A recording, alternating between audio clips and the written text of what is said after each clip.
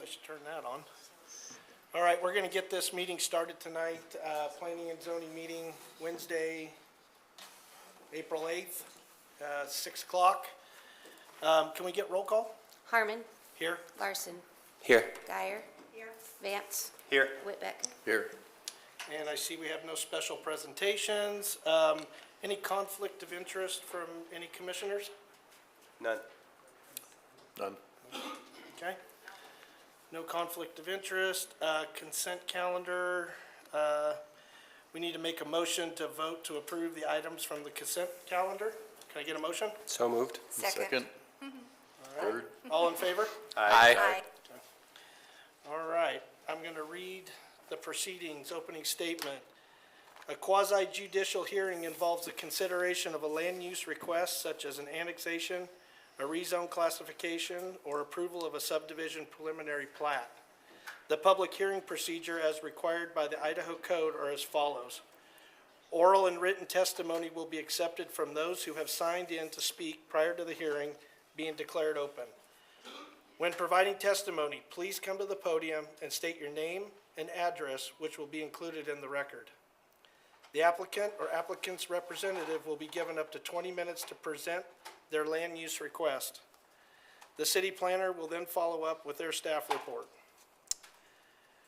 Public testimony. Testimony of those in support will be taken, followed by those in a neutral position, and finally those in opposition to the request.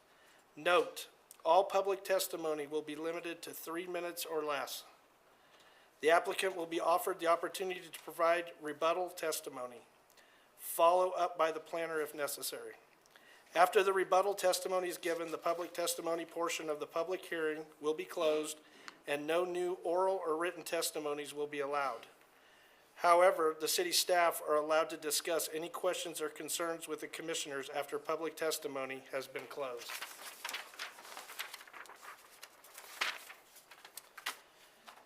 All right, there is 2 items that are not going to be heard tonight that were on the agenda. Staff is requesting SPP 25-8, ZON 25-4 Patriots Landing to be rescheduled. No motion is needed on that.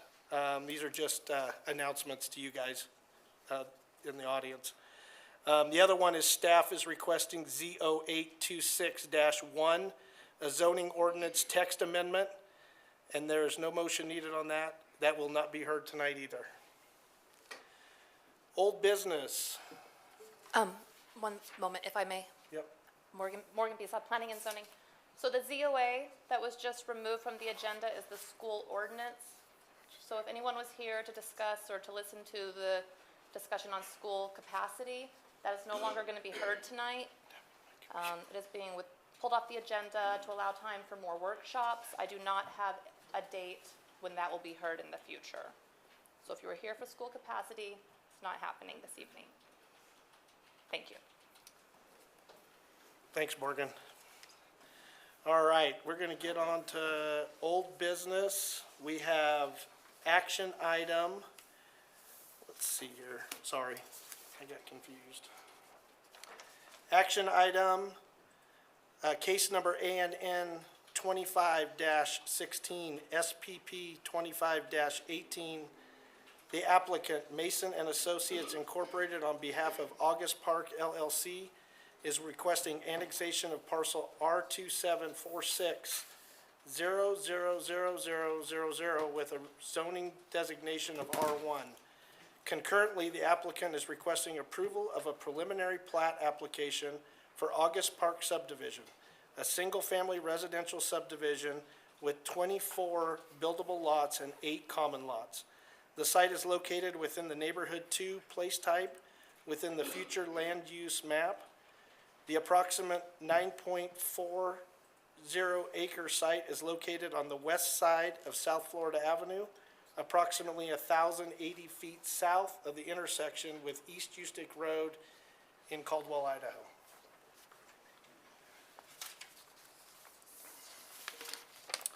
Can I get the applicant to present, please? State your name, address for the record. My name's William Mason with Mason and Associates. Our address is 924 3rd Street South in Nampa. Does this work for that? Okay. So we're here tonight to ask for annexation of a 9.4 acre piece of property that is enclaved in the city. It's actually north of Four Seasons subdivision. And it's a small strip of ground that you can see on the vicinity map. There's a subdivision to the south of us. To the north of us, still larger county parcels.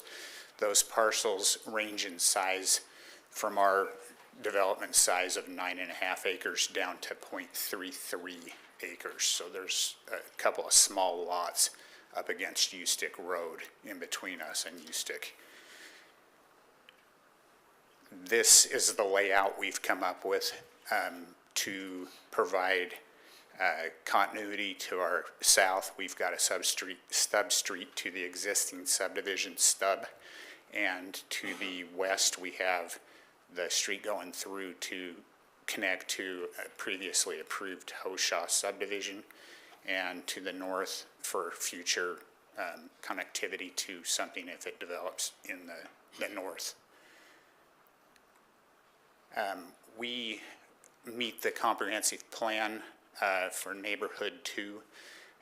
In fact, our density is very low. We're at 2.5 units per acre, and we could, if we had the proper sizing, go up to I believe 4 units per acre and still be in the low density category. We certainly don't need to go higher than what we have. We think the layout we have works well for our builder with those larger lots. We range from 9,337 all the way up to 12,702. This is just more on your comprehensive plan, showing that you could go to a maximum unit, dwelling unit of 8, and we're not anywhere near that. Again, we're on our low density side of that neighborhood too. We're not trying to get higher than that low density. And with that, I would stand for any questions or wait until after other testimony. Yeah, we'll just wait till, Okay. okay, thanks. Can we get staff?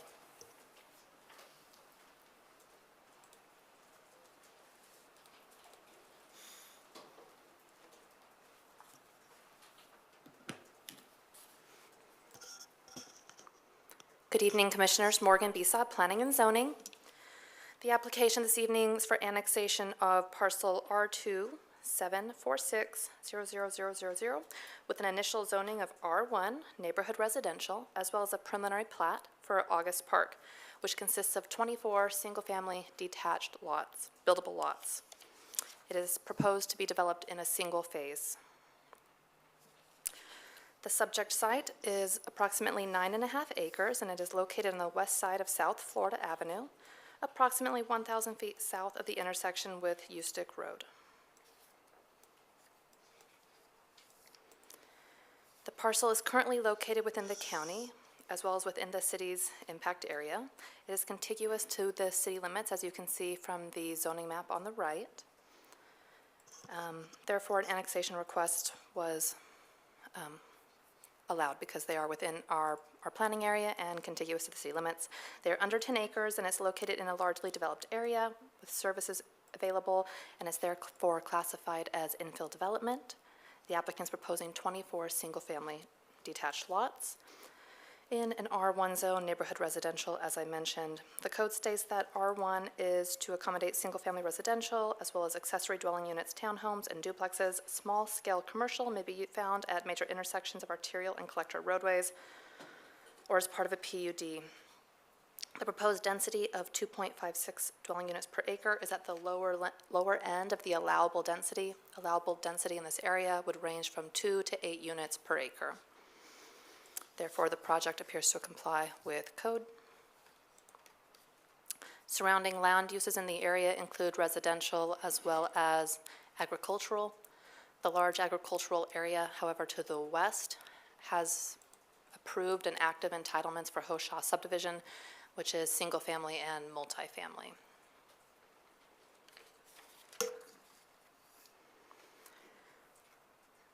The project falls within the Neighborhood 2 area of the Comprehensive Plan Future Land Use Map. R1 is a compatible zoning district within the Neighborhood 2 place type. The Neighborhood 2 place type is the primary residential place type in the city of Caldwell. This encompasses residential areas that provide for an array of low and mid-density housing options. These neighborhoods are located outside of most commercial centers, but should be well connected to nearby services. You can see it is not too far south of the community center place type, which should have more commercial services.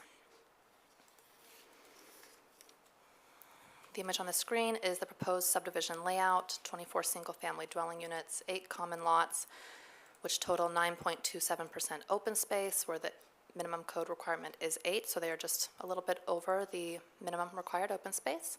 They will take their access off South Florida. There are 2 stub streets to the adjacent subdivisions to the south and west. Staff is recommending a condition of approval that the applicant, prior to City Council, revise their landscape plan and preliminary plat to include an 8-foot wide community level pathway connecting to the north. So the pink-orange area on the map is an easement for the canal or drain, and going north, we are requesting that there be a pathway that would connect to potential future development on the north. This is required in our current pathways master plan. But other than that one condition, we do not have any major comments. After a review and analysis of the codes, it is found that the project is compliant if adopted with all conditions of approval. There is availability of utility services. We received 2 public comments from agencies outside the city, one from Valley View stating that growth predictions so that the district will reach capacity by 2029. However, the elementary school in this area, West Canyon Elementary, is anticipated to be the least impacted by the capacity issues. And a letter from ITD stating that no TIS was required and they do not have any concerns with the project. Public notices were sent to all adjacent neighbors within 500 feet, and we received no public comments. So, to summarize, staff has found that as conditioned, the project's in conformance with all city codes and requirements. And that is all I have this evening. Thank you, Morgan. Commissioners, anybody got any questions for staff or the applicant? I do have a couple questions for staff when Okay. it comes to the roadways and everything, mostly for engineering. Any kind of access as far as off of Florida, any kind of turn lanes proposed or needing necessary based on the traffic? Probably don't have do we have a traffic study for the area? Commissioner Vance, that's correct. We do not have a traffic study for this development as it does not meet the threshold. It's about a quarter of what our threshold would be as far as the amount of homes. Let me double check our staff report. I do not recall requiring that they add a turn lane on Florida, a right-hand slip lane, but I will confirm that for you. The reason being just because of it just being a small amount of homes. Sorry, reading and talking is not my strong suit.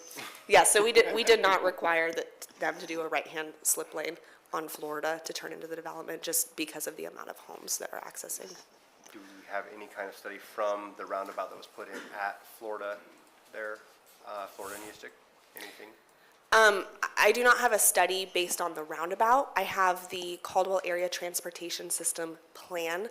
Our overall system plan and master plan do not contemplate these individual access points. They look at major intersections, and so I don't have a plan that would a plan nor a study that would specifically address an access at this location.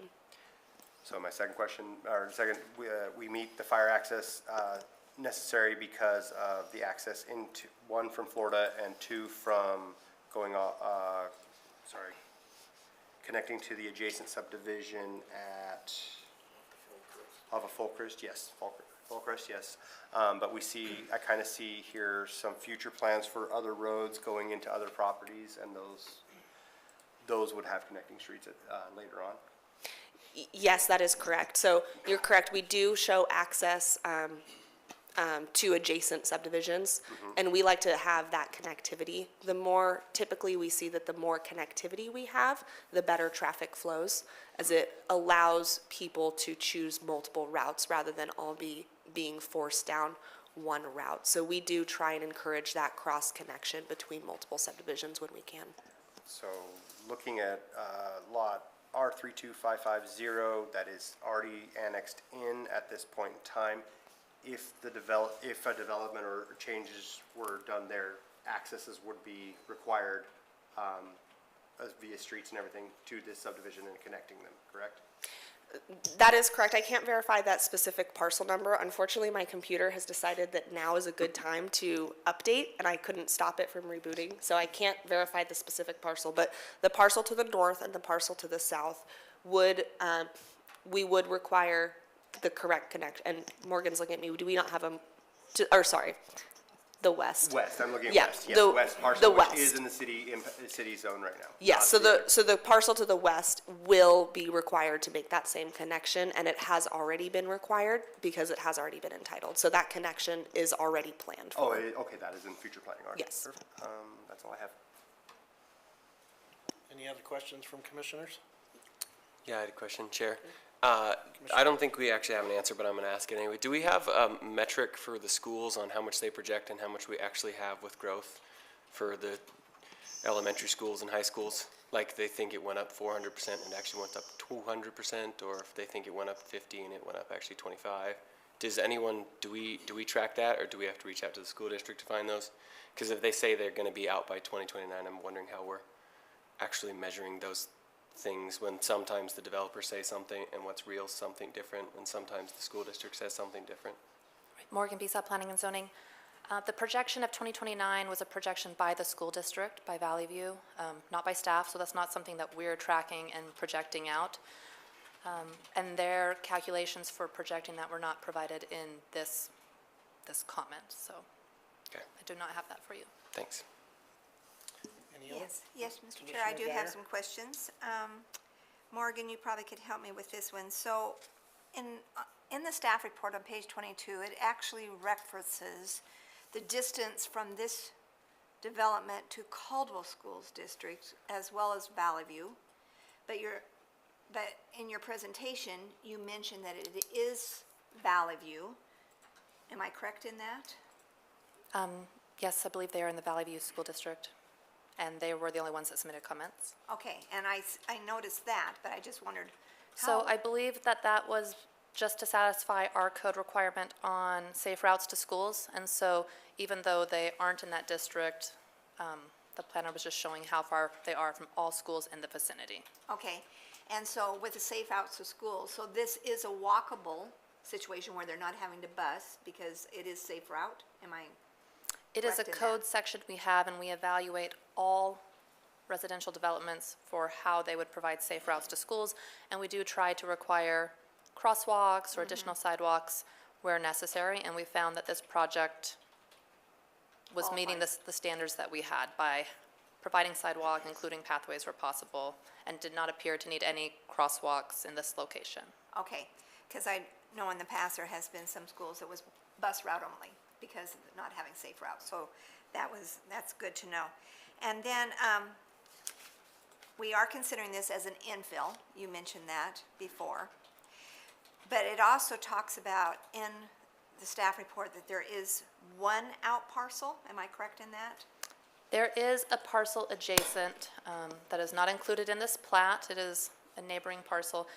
And one of the requirements, actually, if you bring back up my PowerPoint and you look at the subdivision layout, you can see that the applicant is showing a new access to this parcel. So they will have access internal from this subdivision. They won't have to access from Florida any longer. And so, more, like, one of the last, that one. The layout. Yeah, the yeah, layout, right. subdivision layout.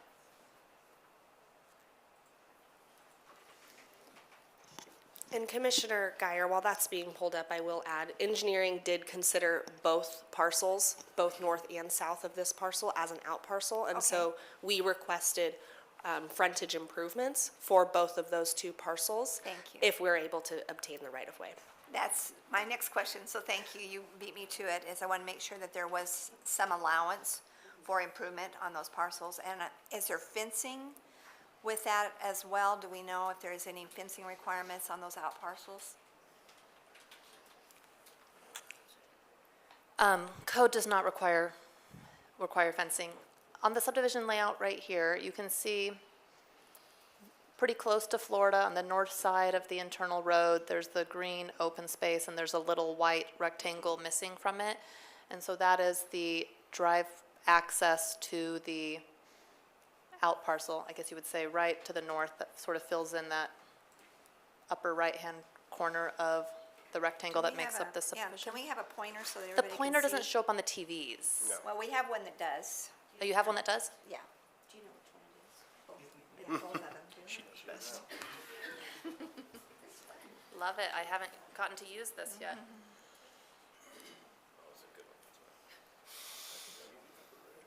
All right. Yeah, it's, Doesn't show up on TVs. I don't think it shows up on TVs. no, not in green, red it might. There you go. No, won't do.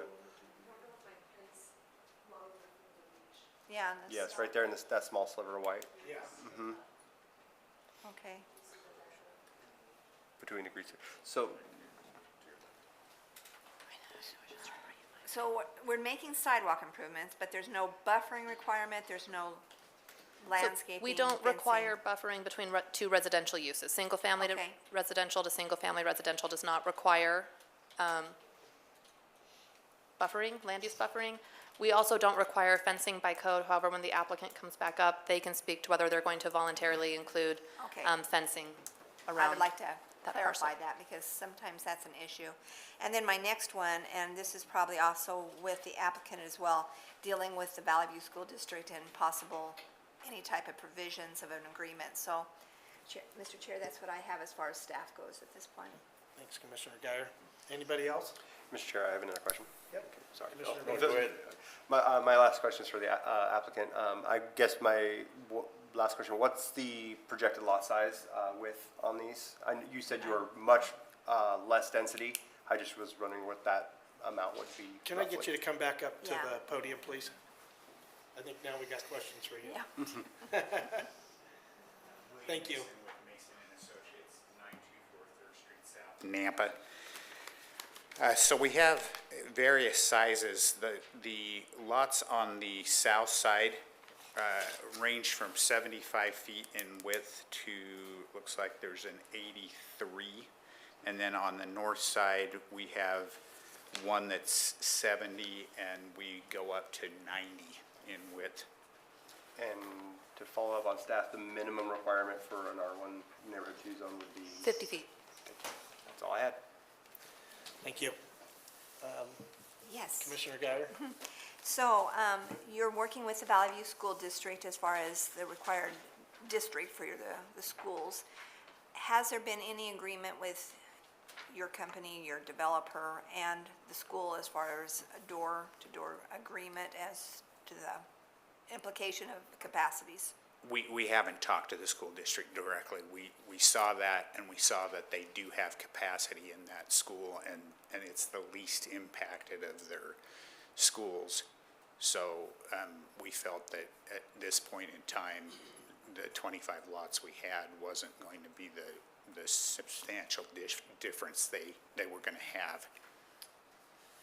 Okay, so your answer is you will not be talking to Valley View, is what you're Well, saying? I can't speak for my client. I can talk to him tomorrow. He's not here, and Okay. ask him that question. What I have seen in the past is the developers of small parcels will agree to give a certain amount to the school district, and the school district can't really fund anything with it. And so they end up buying a lawnmower or something like that, which doesn't really help the school capacity. So I can have him reach out to the school district, but I'm not sure that this development is gonna be what helps the school get capacity, because Okay. we're so small. And my next question is on the out parcels. The out parcel that was referred to this evening, beyond sidewalk improvements, is there any plans by the developer for any type of buffering or any type of screening to other? On the north out parcel, I believe he will fence it and just have an opening there for that drive aisle.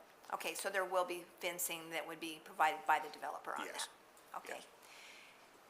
And that leads me to my next question, Morgan, is that included then as a condition of approval that we need to put that in there, that they have agreed to a fencing element? It's not in the conditions of approval, so if you would like that, you would need to add that when you make your motion. Okay, that helps me. Thank you. Thank you, Mr. Chair. Anything else for the applicant, commissioners? No? Thank you. Anything else from staff? I think my questions are answered. Okay. I just got a couple for staff, and I know you went over these, Morgan, can you clarify a couple things? I mean, just reiterate probably. The proposed density does fall within the comp plan range for neighborhood two, correct? That is correct. It falls at the lower end of the allowable density range. Okay. And all the public services are in reach of this? As conditioned, this project will have access to all utilities. Perfect. And there's no deviations from the subdivision? No deviations are being Standards. requested. Okay, thank you. And one more question for you guys, and I'm just clarifying this as commissioner. Our decision for approval or denial should not be hinged on school districts, correct? As far as I read it? No, it should be only land based use on the only. criteria that Yes. is outlined in Thank you. code. All right. Mr. Anything Chair, else? Mr. Chair, I'd like to build off of what you just stated with utilities. This might come down to engineering. Based on, I know this is a very small plan right now, but we've been seeing a lot of construction going on in the city of Colorado as of right now along Florida. Do we see any kind of, would this cause too much of an impact to where we would see utilities need to be upgraded along Florida at this time? Or is there any plan for Florida's utilities to be upgraded?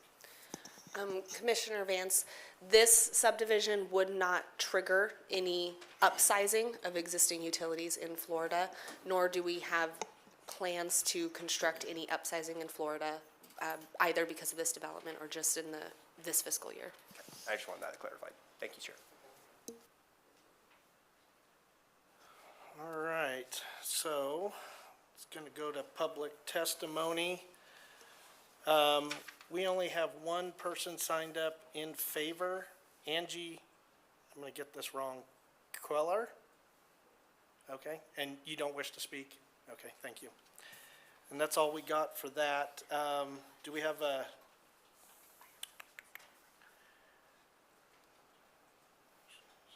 Do I have a motion to close public testimony? I move to close public testimony. Second. Do you want to give them a chance to do Oh, do you want a rebuttal? Oh, sorry. I thought he did. Thank you, sorry about that. So, we have a motion to close public testimony in a second. All in favor? Aye. All right, so this is time for commissioners to deliberate. I'm looking at the density, I'm looking at maps and everything. The lot sizes are actually larger than the adjacent subdivision proposed. The ones I'm pulling up are anywhere from 69 to 71 feet in length. These are larger, it's a very nice development. It's well under what would be allowed. I think it fits the area very well. With Commissioner Geyer's thought on the borders and fencing, I think that should be thought about and considered. Most of the time we aren't seeing any backlash from the other subdivision right now, but I think it would be a good idea to have those kind of barriers and buffers in place. So I would think that would be a good motion to potentially have. So I have nothing wrong with this development. Commissioner Whitbeck? Yeah, I see nothing wrong with it. It fits exactly what needs to be there in that spot, so. Commissioner Vance? Yeah. I'm sorry. You're good. I'm sorry. You're good. Larson? It's okay. Yeah, no, yeah. I think overall it's really good. I just think the reason I asked for the school thing is for us to have a holistic approach, because I think sometimes what's real and what we think is real are not the same. And so just for us to have actual numbers in front of our eyes to read.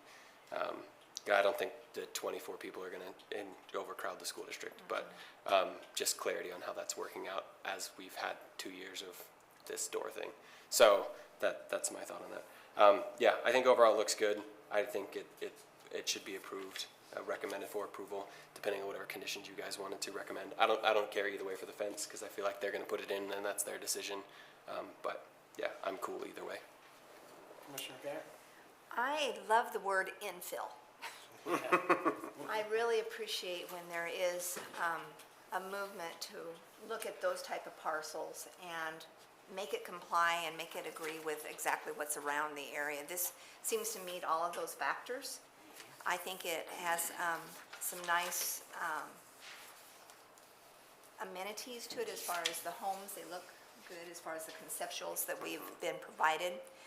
I would like to have the conditions of approval amended so that we do have that in there, just for the sake of the record, that in case it was ever brought up, well, I thought you were going to. Well, yes, it's right there, and it's a good check and balance for staff when they review these and compliance issues as well.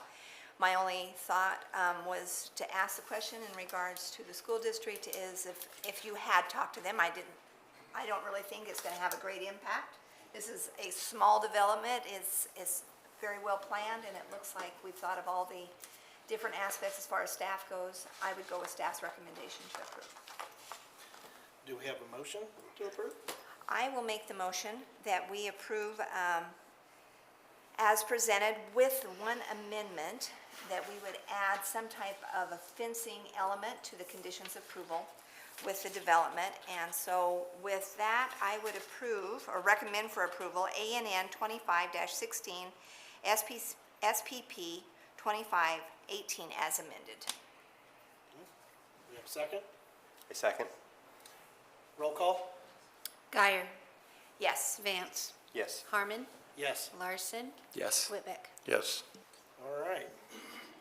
We will move on to the next one.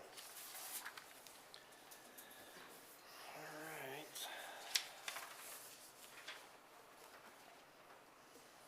So we're on.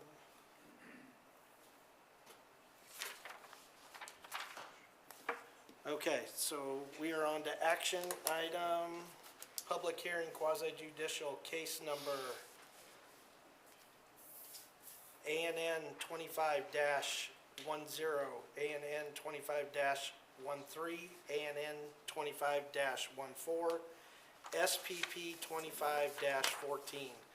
The applicant, Jubb Engineering Incorporated, on behalf of Idaho Conference of Seventh-day Adventists, is requesting annexation with a development agreement for parcels R327170130, R327190000, R328590000, R32846, lots of zeros, 0000, and R32846010000, with zoning designation of R3, HC, and R2 concurrently. The applicant is proposing Silverleaf subdivision, a mixed-use subdivision on parcels R328590000, units to be developed at a future date, and, I'm sorry, I missed something here.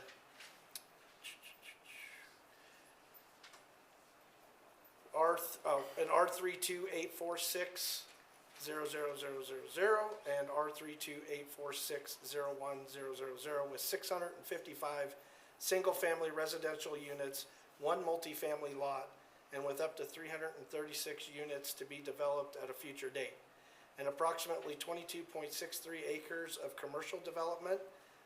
The sites are located within the community center and neighborhood 2 place types within the future land use map. The approximately 265 acre development is comprised of 6 parcels on the north and south side of Karcher Road between South 10th Avenue and South Indiana Avenue in Caldwell, Idaho.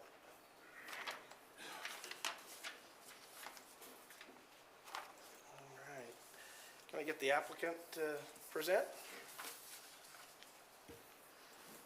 State your name and address for the record.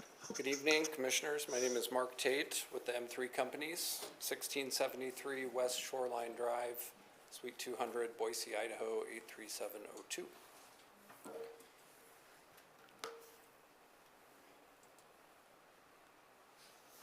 Wanted to give you a little bit of background just on our company and who we are. We've been developing communities in the Treasure Valley for over a decade. We've worked in almost every jurisdiction in the valley with the exception of Caldwell. So we're really excited to round that out and complete the grand slam of the Treasure Valley. We've done projects that you would recognize nearby and all over. One project that is really interesting to me is the Red Hawk community in Nampa. We bought this property in the downturn. The golf course was shut down and failed, and we kind of nursed it back to life, brought the community to a really exciting level in Nampa, and it demonstrated that our company could do high-end communities in Canyon County, which as a product of Southeast Boise was a little bit shocking to me as a snobby Boisean. But we've done a lot of business in Canyon County. I love it, and it's been a great place to start doing communities that really add value to the cities that they're in. Another community that we did is Hillsdale Creek in South Meridian, adjacent to a YMCA and elementary school. Boulder Point is in the foothills above Harris Ranch. Houses in there start over $1 million and work their way up to, I believe, one's under contract at about $4 million. Riverstone is in Star, Idaho. We're building out the last phase right now.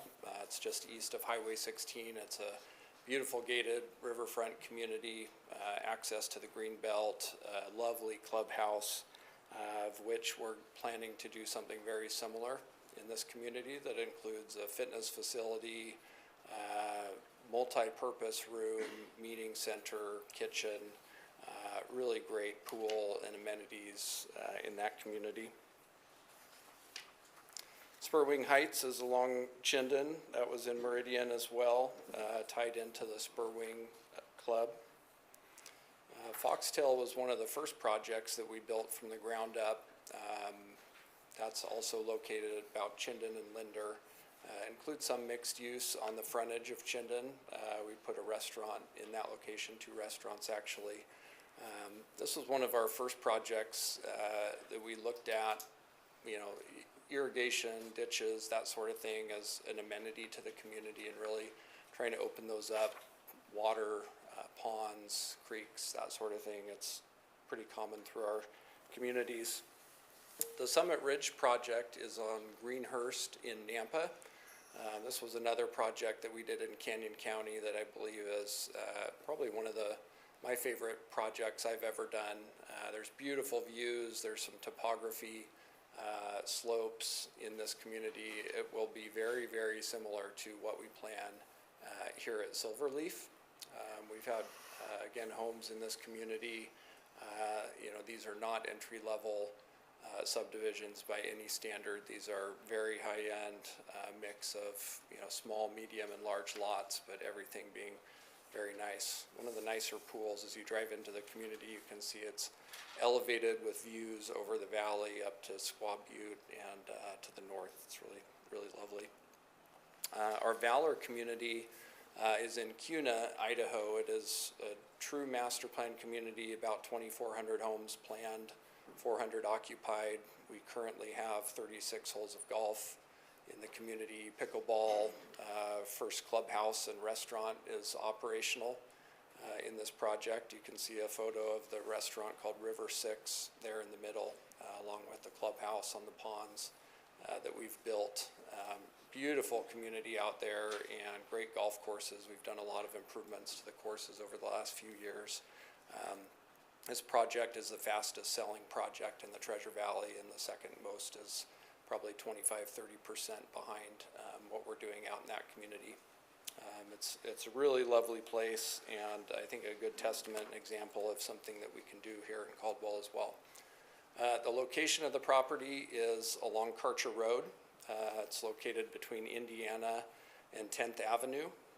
To the south of the property, we have multiple residential developments. To the west, more residential development. To the north, more development. So for Commissioner Geyer, I would call it a very large infill project. Very large. We have utilities, not Almost unlike our in. 9-acre project, in the roads surrounding the property. The sewer is there, the water is there. Karcher Road, as we all know, is torn to pieces and being expanded. I do say that lightly, but truly it is an infill project. There's a city park located directly to the south of us. We have a brand new elementary school and middle school adjacent to the site. The high school is less than half a mile away. And we also have, within the middle of the project, the Gem State Academy, which is a wonderful educational institution that has been part of Caldwell for many decades. The comprehensive plan calls for community center and neighborhood 2 designations. The community center, you can see, calls for a mix of uses from commercial, mixed use, high density residential. Neighborhood 2 calls for medium density residential. Our application here before you tonight falls squarely within the recommendations of the comprehensive plan. As mentioned, we're asking for a combination of HC zone, which is highway commercial, R3 zone, and R2 zone. All of those, again, fall within the recommendations of the comprehensive plan. One thing I also want to note is there is a parcel adjacent to us it's the small square. I don't know if this thing has located in the southwest corner. It's a 10-acre parcel of BLM property.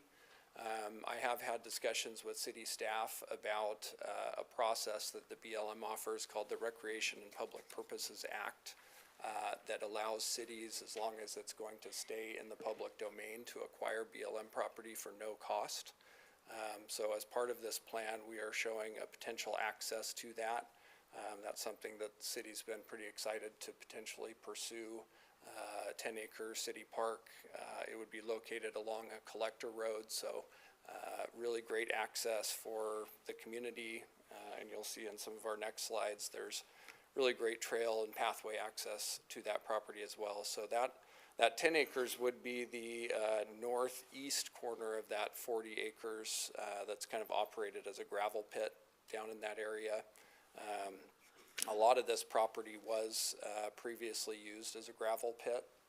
We've done a lot of testing in that area to check that it is buildable, and we do feel confident about the ability to regrade and reshape, make that area really, really exciting.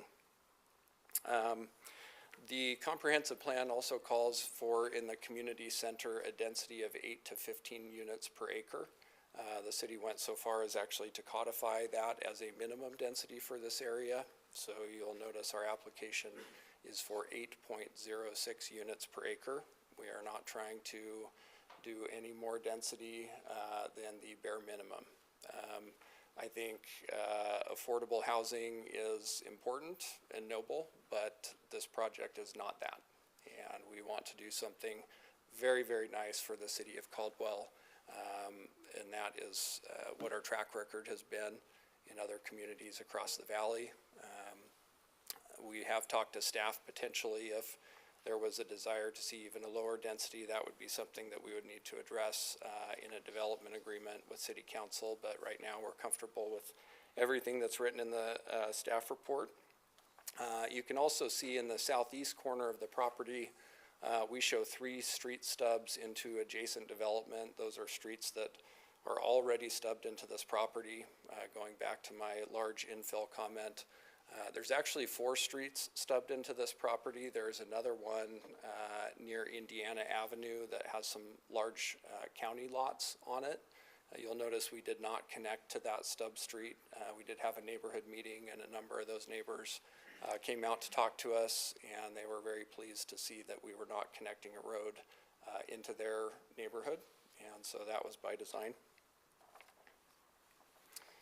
We've got some very significant pathways that will be completed with this project, and pathways that are also in process from the city of Caldwell. That red line that you see crossing Karcher Road is an underpass that is part of the Karcher Road design. Previously, the city of Caldwell acquired some right-of-way to complete a regional trail connecting to that path. The city has some plans to construct that, and as we were working on this staff report, the planner has gotten some additional information on the status of that, and I believe he's going to address that in his report, but we may be asking for a bit of a modification to that condition. But yeah, we're excited to build some really great pedestrian connections to the north for schools, going east and west along our main road, and then we do have another pathway that you can see going diagonal through the project and connecting down to Montana, which will connect down to Lake Lowell, Mallard Park, that sort of thing. This is a rendering of the project at full build-out, looking kind of south and east. It's going to be many, many years before it looks like that. We think it will be at least 10 years, so this won't happen overnight, but we do think that given that this is along a transportation corridor, the utilities are there, the parks are there, the schools, employment, the mix of uses that will be provided in this project is really a great place for something like this. You can see along the south side at the intersection of Indiana and 10th Avenue, we have commercial centers. Montana Avenue is not a full 4-way intersection. There's limited turning movement, so we have clustered our commercial at the intersections. There's also some grade challenges along 10th Avenue where the property drops off significantly down into the old gravel pit, so we did as much commercial as topography would allow in that location. But yeah, we do know there's a major commercial user going in diagonal from us at Indiana. I believe that is a Fred Meyer anchored shopping center going almost straight across the street from us. And down the road would be an Albertsons anchored shopping center at Lake. So a lot of commercial going on in this corridor, which we think is great. And they do want to see rooftops to go and support that commercial. This is the entry monument planned along, I believe this is the Indiana side. It's something really unique, modern, memorable.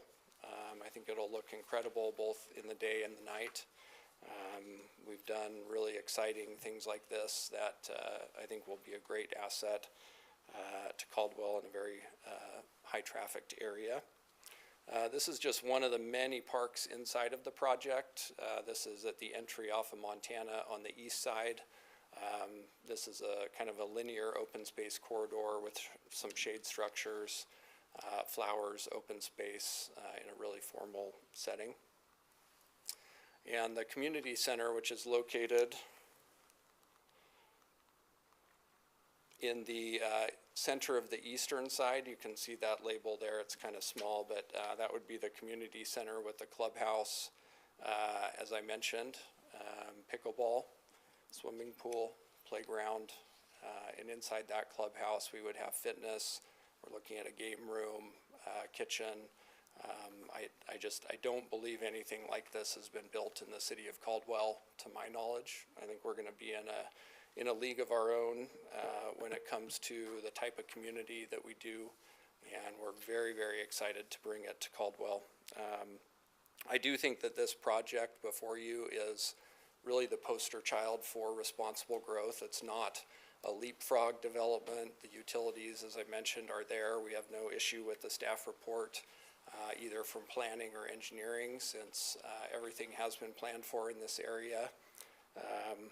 And yeah, we meet the vision that Caldwell has laid out for the area, and I think we're going to do it in a really fantastic way. So with that, I would stand for questions.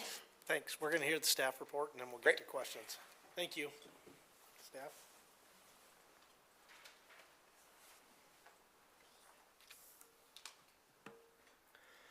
Good evening, Commission. For the record, Joe Dodson, Principal Planner here at the City of Caldwell.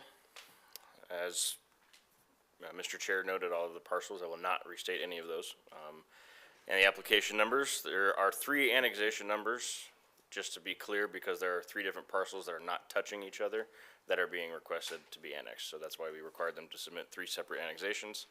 And then the preliminary plat for one portion of the project, and it is for Silverleaf subdivision. Try not to reiterate too much of what the applicant already discussed, but just to note, this is quite a large, frankly, I think it does qualify as infill because of how many touching points it has to existing development. Whether that is, by the way, definition of infill, not necessarily city limits, but developed property, which includes the county parcels to the west. So you have the most northern parcels just north of New Falcon Ridge Elementary School. That is right along Montana, and to the north of that is the recently approved Rabina Ranch project. Then the next southern parcel between 10th and Karcher there is obviously south of the middle school, and then south of Karcher is their larger preliminary plat that they're proposing tonight for Silverleaf subdivision. But all 3 of those areas are part of the overall future project. And just as far as surrounding uses, as you can tell, there's a lot of things happening. Again, Rabina Ranch, Element Ridge to the west and northwest, a lot of single-family county to the west. Then you have single-family residential in the city limits, all to the south and east.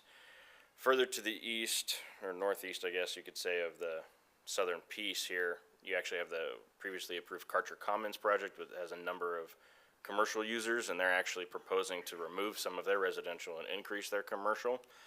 And so I'll speak a little bit to that more later on what the applicants proposed tonight, but as the applicant stated, there is a large commercial corridor being improved here. And then as noted, there are multiple schools adjacent to the property and within walking distance of the subdivision. And then I will be also honest, that staging area that I know at the southwest corner of the site, I forgot that the BLM parcel is also part of that. That is a particular area that we have received comments from the county on, and I will discuss that later as well. But in general, that has been recently approved for a time-sensitive, time-limited conditional use permit from the county in order to have a staging area, not a gravel pit, but a staging area for the Karcher Road improvements by a contractor. So that current use of it being kind of a loud, noisy thing will probably be gone before many of these phases would even be online, because once Karcher Road is done, they will be out, which is also benefit for the existing residents. As noted, the comp plan designates these sites in 2 designations, Neighborhood 2 and Community Center. Because of this, well, I'll go backwards for a second. Neighborhood 2, as noted, is the most common place type within the city. It's our most common residential place type, and it encompasses residential areas that are expected to be low and medium density residential. The neighborhoods are located outside of most centers, like city centers, but they should still be well connected to services. These areas should develop to be highly connected, both vehicular and pedestrian, and allow for a variety of housing options. In general, less dense housing is required, or I should say found, in areas further from major roadways, but should increase in density closer to those major corridors. The requested R2 zone is a compatible zoning district within the Neighborhood 2 designation for both the north parcel along Montana and the southern part of the subdivision. The community center place type, which is the majority of the project, is a low to medium density or medium intensity commercial center. It focuses on creating destinations for residences. The community center provides a focal point where people can connect as well. They're easily accessible and provide commercial services that serve the needs of the community. Community centers are located along major corridors like Highway 55 and are located near major intersections. They're usually not they're usually the most integrated into surrounding residential areas than other commercial place types. While not primarily a residential place type, residential and mixed uses can provide a sufficient intensity, meaning rooftops, to support the commercial uses and allow for a gradual increase or decrease in transition to the surrounding areas. Developments with only residential uses in community centers should only be included as transition from these commercial areas. Therefore, the applicant is tasked with meeting the gross density requirements of 2 future land use designations. To be clear, neighborhood 2 is 2 to 8 units per acre, and community center is 8 to 15 units per acre. So he has to meet the gross density requirements across 2 future land use designations and over a relatively large area. Because of this, the applicant, within their narrative, includes density beyond just the proposed subdivision tonight. They also include proposed residential uses for the areas being annexed but not developed tonight. So the math gets a little wonky as I outlined in my staff report. Specifically, the applicant notes the density within the community center is 8 units per acre at full build-out. And that includes, again, both the north side and the south side. It includes up to 670 total multifamily units and 400 single-family detached lots. This is at the very bottom of the allowed gross density. So again, looking from a comprehensive plan standpoint, we would anticipate even more density than what the applicant's proposing. That is not what the applicant wants, so therefore he's proposed the minimum and is amenable to going through council to ask for a reduction in that density, as he noted. Similarly, within the neighborhood 2 designation, the proposed R2 zone parcels with 310 single-family detached lots and has a gross density of approximately 3.42 total across both the north and the south side. So in general, the project does comply with those density requirements within the code and the comp plan. But just to ensure, because some of that includes future development, there's conditions of approval as noted within the staff report and will be a development agreement provision that will go to council. That also requires that future development comply with that, unless city council waives that. These are just cut sheets for the comprehensive plan, kind of outlining the left one is community center, the right one's neighborhood 2. 2 important things to point out here are the compatible zoning districts. So the requested R2, R3, and HC are compatible within the community center. So there's no issue there. And then neighborhood 2, he's only requesting R2, which is also a compatible district, so no issues there. In addition, the land use matrix, I guess you could say, in the bottom of both of these is always imperative to kind of point to and look at and see what is being proposed. The dark dots are what are showing what we anticipate to be the primary uses in each of these place types, the gray ones being secondary or supporting uses. So the applicant is compliant with that as well by proposing, frankly, low to medium density with a pocket of high density in the multifamily corner and then all the commercial uses. As far as the zoning goes, as noted, R2, R3, and HC are compliant with the comprehensive plan. The R2 zone accounts for approximately 202 acres, R3 about 34 acres, and HC, which is mixed-use regional commercial now, about 48 acres. I stole their little picture from that and put it over our map just to kind of show. It's not a one-to-one color, but the purple would be the R3, the blue is the HC, and the yellow is the R2. The proposed uses are also permitted land uses within each of those land uses. So specifically in the R2, all single-family detached homes are proposed. That is a permitted land use within R2. Within the R3, that they have presented conceptually a multifamily project. They have not proposed something specific tonight. They will have to come back and do a special use permit at the city council level in order to get that full layout finally approved. But that's why they did show and has been included in the staff report a conceptual layout that's pretty far along. They just have to tweak it and actually show some true landscaping and make sure their parking counts are fine. And then within the HC zones, they're proposing a lot of commercial. And so those are not as typical with subdivisions. They don't have users at this time, but they do have multiple lots. And I'll discuss that on this next slide. So the actual subdivision, which is just the southern portion, south of Karcher, 220 total acres, 764 total lots. That breaks down to 655 single-family detached lots, 1 multifamily lot as noted, and 13 commercial lots on the west and east sides of the subdivision, as well as 95 common lots. Just tidbit for common lots, doesn't really matter the number. They can be 1, they can be 1,000. Doesn't change much of anything as far as subdivisions are concerned for lot count. Total units out of those lots would be no more than 991. So that includes the 655 single-family, and then the proposed no more than 336 multifamily units on the corner of Montana and Karcher. The 13 commercial lots are about 22 and a half acres. And then overall in the subdivision, they're proposing 14.5% open space, where only 8% is required because the average lot size for the whole subdivision is over 8,000 or over 6,000 square feet. And so they're almost double the requirement there. And because it's a just straight subdivision, no PUD or anything like that, there's no amenities required within code, and they've, as noted, and proposing many amenities. As far as general compliance that we look at, they're generally compliant with everything.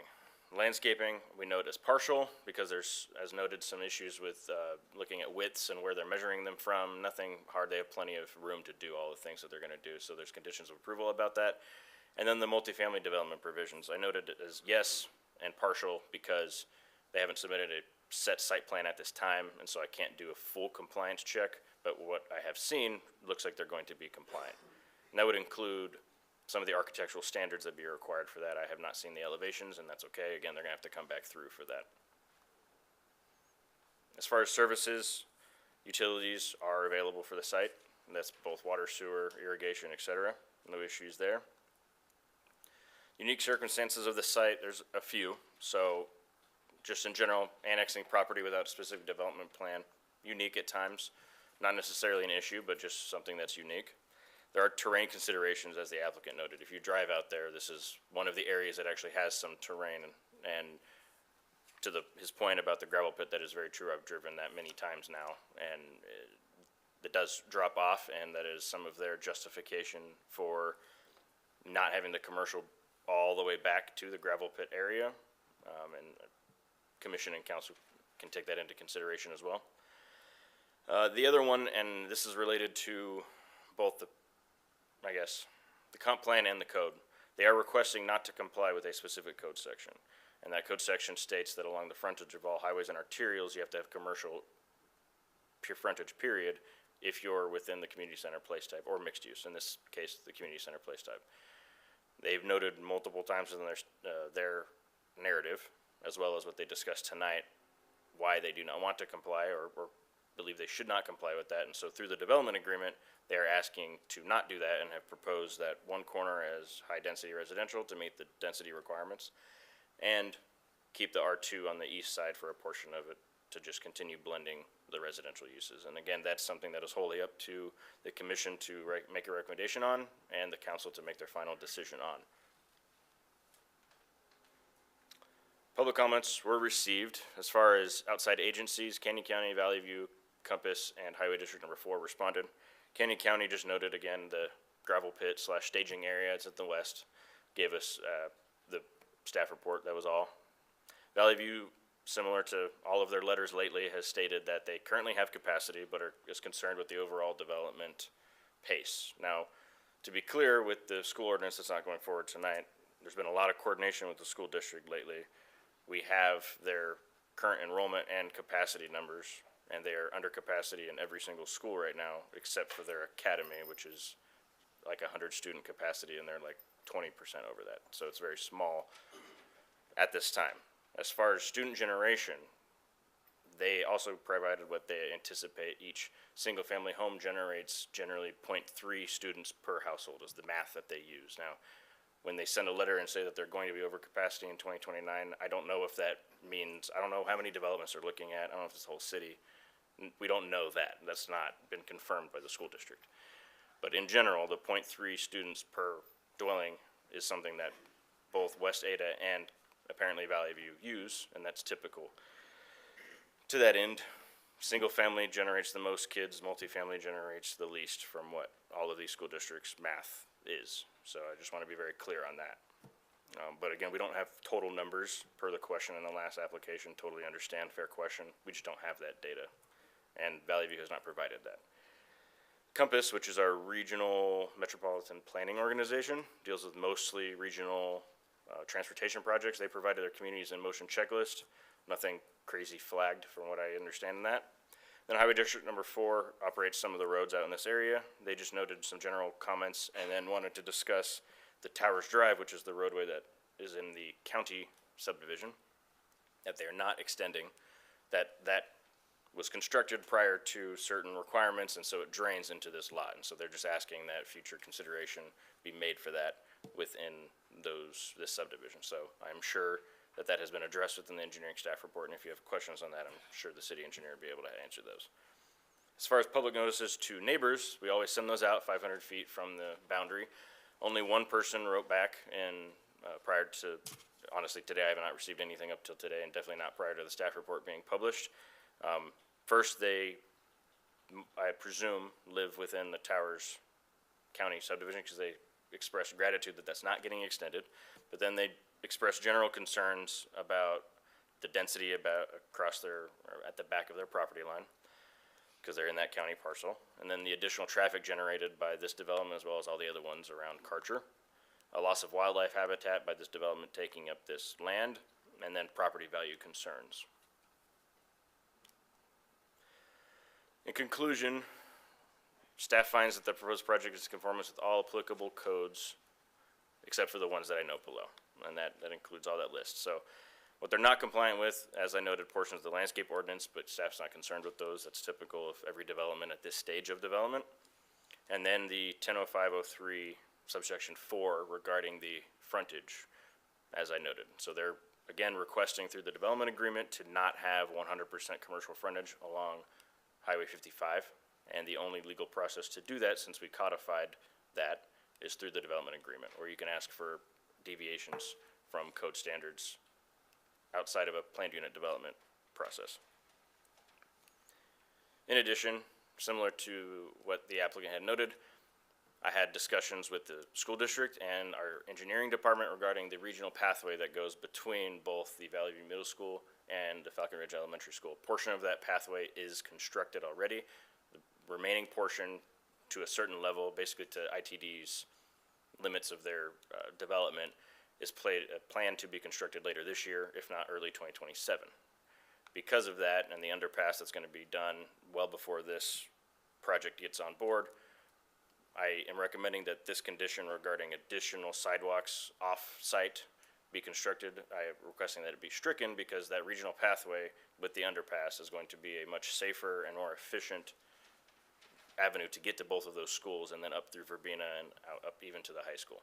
So that is staff's recommendation to just strike that because I find it now to be unnecessary. I did confirm, because sometimes schools don't allow access to pathways for obvious safety concerns. They have noted that they will have gates that will be open during the beginning and end of school, and then will be locked all other times just to maintain safety.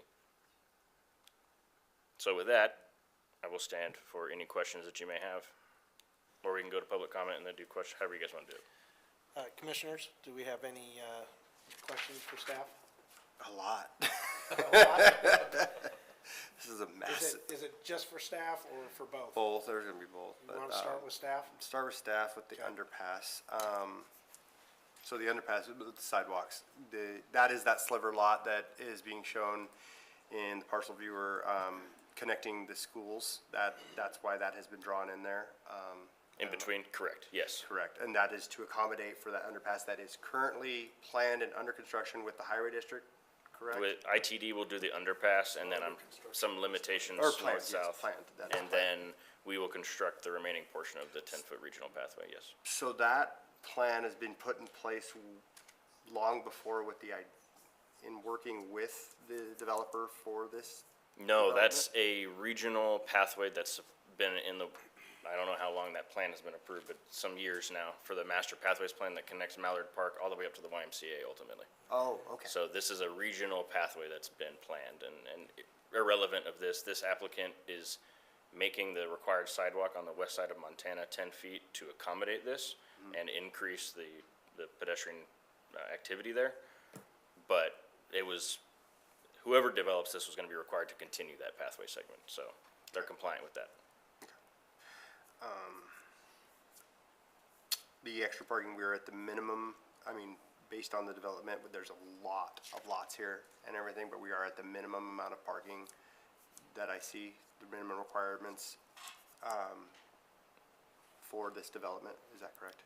I only put that because I don't know how many garage spaces they're gonna have, but everything's if it's a high end, as noted, I'm sure they're gonna have 2 or 3 car garages plus RV bays, et cetera. They should be well over parked, is my assumption. I just put what I know for a fact that they're gonna do driveways, and that counts for the minimum.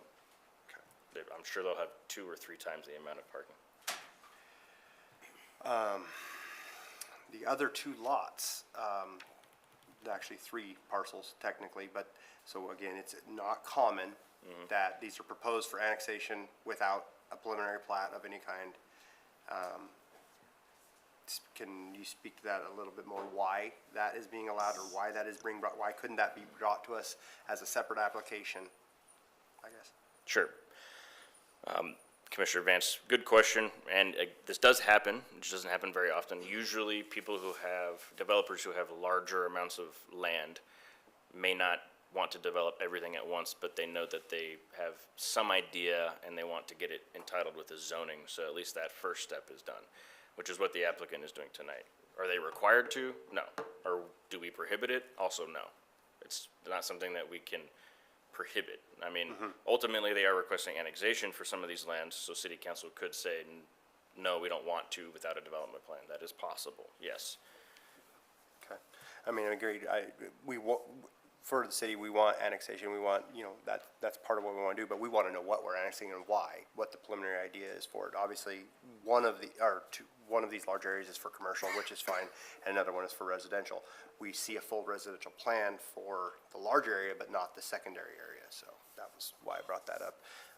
It'd be nice to know what was planned in that other residential area. Sure. I mean, to some extent, Commissioner Vance, at least we have the zoning, and so then we do know what the limitation of the uses will be. So at least the R2 is very likely to be single family. The next thing was, the commercial along the highway. Highways are, fast traffic designed. We are zoned this way for commercial along that, but the reason that the high-density residential is being proposed here is to meet the requirements, is that correct? Commissioner Vance, I don't want to, the applicant can answer more specifically, but there's a couple different things. If they didn't have the R3 there on that corner, and they had commercial frontage, that density that they need to meet is gonna get pushed further south, closer to the existing single family, et cetera. And all that density transition just gets pushed further south into the residents to the south who are probably here to say no. So that's one consideration that they've made. Second being, they, in their narrative, outlined multiple big retailers and retail centers that are gonna be, proposed further down, even all the way out to the Karcher interchange. And I'm not a commercial broker, but I do understand there is certain limitations to the how much commercial rooftops can eat up, basically. Right. And so through their analysis, they've said that this is what they can provide as far as the commercial, but I would leave the applicant to kind of answer that in more depth for you. Okay. That's what I have for staff. Any other questions for staff? Yeah, Chair, I have a quick question for staff. Just a clarification on what the definition of the community center's for. So it's for the whole city, it's not for just this development. Just a definition for all of us to be on the same page on what the code says it's supposed to be. Sure, so the community center place type would be within the comprehensive plan, and the definition I kind of relayed it, which is just those snippets from the cut sheets regarding what it's meant to be, which is, a low to medium intensity commercial place, focuses on creating destinations for residents. They are and do anticipate regional pool, not just neighborhood pool. So that's typically why you want larger commercial uses there, just commercial uses in general. But with a gathering space, it does talk about requiring some type of communal gathering space. Because of that, one of my conditions of approval is recommending that they include some type of gathering space between the proposed R3 and the commercial, because that's usually where you want a community space, where you have the highest density of people and the highest intensity of commercial, usually between high density and commercial there, and that's where you want the gathering space. So I've requested that they include that in their future plans. Thankfully, that's also within a rather large transmission line easement that should be fairly easy to put some nice gathering spaces on there without impeding anything as well. But the community center place type does anticipate a regional pool if not community within this corridor, I guess you could say. I wouldn't anticipate every community center parcel having a regional pool, because you have to look at that in a holistic way along an entire corridor that's being presented, or wherever it may be labeled. So around major intersections, things like that. So just one follow-up question, so just to make sure that I'm understanding this correctly. If theoretically they didn't have to build any of the homes below, it would still meet as a community center? It would still meet community It center. would still meet what a community center's goal is. So I'm saying, Without- are the houses being developed part of meeting the community center? The single family or the multifamily? Either. Because I'm just wanting to make sure I'm understanding correctly Sure. what a community center is supposed to be, and if the development of the houses are adding, subtracting, or neutral. Good question. I would say it's probably more neutral than anything. They have to meet, if they do residential, they have to meet. This deep, quarter mile deep of commercial does not happen very often, period, as you can see throughout each drive. It just doesn't happen unless you have like a downtown core like here, that's different. But along corridors like this, that just doesn't happen. So in a lot of ways, it's just a neutral. It's just something that you need in order to support that commercial. Thanks, staff. Thanks, Chair. Commissioner Guyer? Yes, I have some questions. So in the staff report on page 285, it talks about the neighborhood meeting that was Yes. held, and there was quite a few comments. So I'd like to go through a few of those, if you could address those with us possibly. Number one was a fence around the perimeter of the single-family homes to divide them from existing homes. Is that being done? Commissioner Guyer, I believe they are proposing a fence along the edge. If not, I don't remember off the top of my head. Again, our code does not require fencing at all. In these instances, especially single family to single family, chances are, I'm gonna assume the applicant is going to do some type of fence around their perimeter. Okay, so we can follow up maybe with the applicant on that one. Number three was, please consider a park area directly across from the Towers Drive homes. So the Towers Drive is that county road and county Yes. subdivision there on the, kind of the southeast corner-ish. They proposed residential lots there, not a park. Again, they're not extending the road despite theoretically they could because it is public right-of-way. So no, they did not propose a park there, Or a common lot? or a Is- common lot, no. Okay. Number four was, please consider single-level homes directly behind or across from the Towers Drive. And that is compliant then, because you say there's residential there, and those are going to be part of the single-family? They will all be single-family, but I cannot state whether they'll be single-level. That's Okay. not something that we usually get into the weeds of at our level. Again, we'll just ask the developer on that one.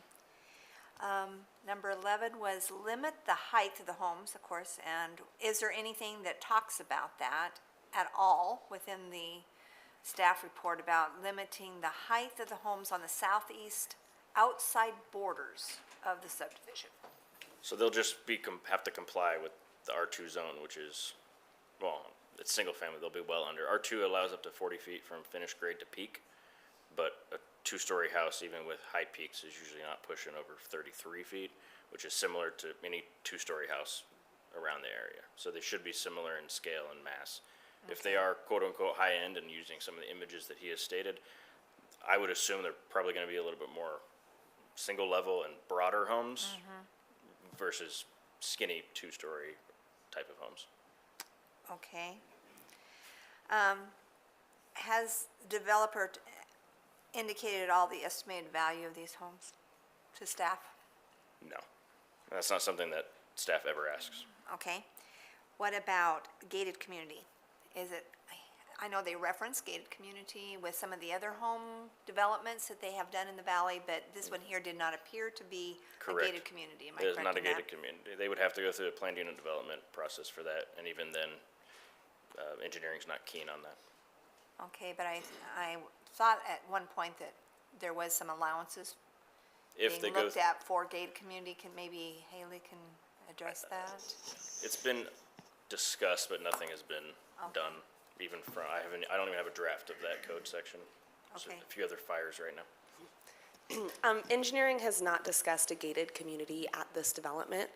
We have allowed a gated community north of this area, but there were a lot of stipulations that we had to work through the developer on before we were willing to consider a gated community in Caldwell. And so we have not had any discussions, and engineering would not allow gated community for both maintenance and for emergency reasons unless it was contemplated prior to being brought before Planning and Zoning Commission.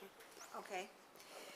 So I notice I understand that there hasn't been anything that's for conceptual at all with the multifamily, but has there been anything that's been indicated with that multifamily area that it would be a 55-plus community at all?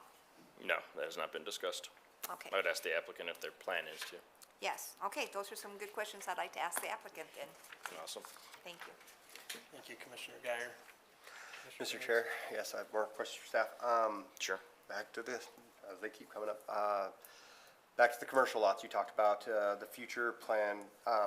We have lower or smaller commercial lots proposed, and I can see those now. But you talked about future larger developments. Would the zoning in this area, especially along a highway, allow for, if needed, rezone, or would larger commercial developments be allowed with this zone in this area? On the south side, Commissioner Vance, I would say, it depends what you mean by large, but like a grocer would not fit on the south side, no. Not fit, but yeah. Maybe on the northeast corner, actually, of the southern piece, because they can consolidate lots, I'm sure. Consolidate, okay. But because of that, the zoning that they've requested on the north side of Karcher, that already has that HC little sliver, and then they're doing another piece of HC and then R3, they're putting that big piece of HC there so that they could potentially have a bigger user on that corner. On that corner, but Yep. then so again, it goes back to, we're trying to increase for the high density, residential so that it could meet that, but it also does take away from the commercial lot availability along the highway, which is why it's there, so that we can have those.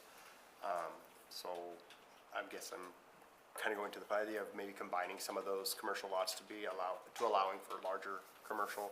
That's what we're trying to attract, obviously. I deal with a lot of smaller commercial. They tend to follow the larger, so the idea of getting those larger ones in is the idea, right? Absolutely. And Commissioner Vance, as far as plating goes, so let's say they do a preliminary plat, this gets approved, they even final plat it.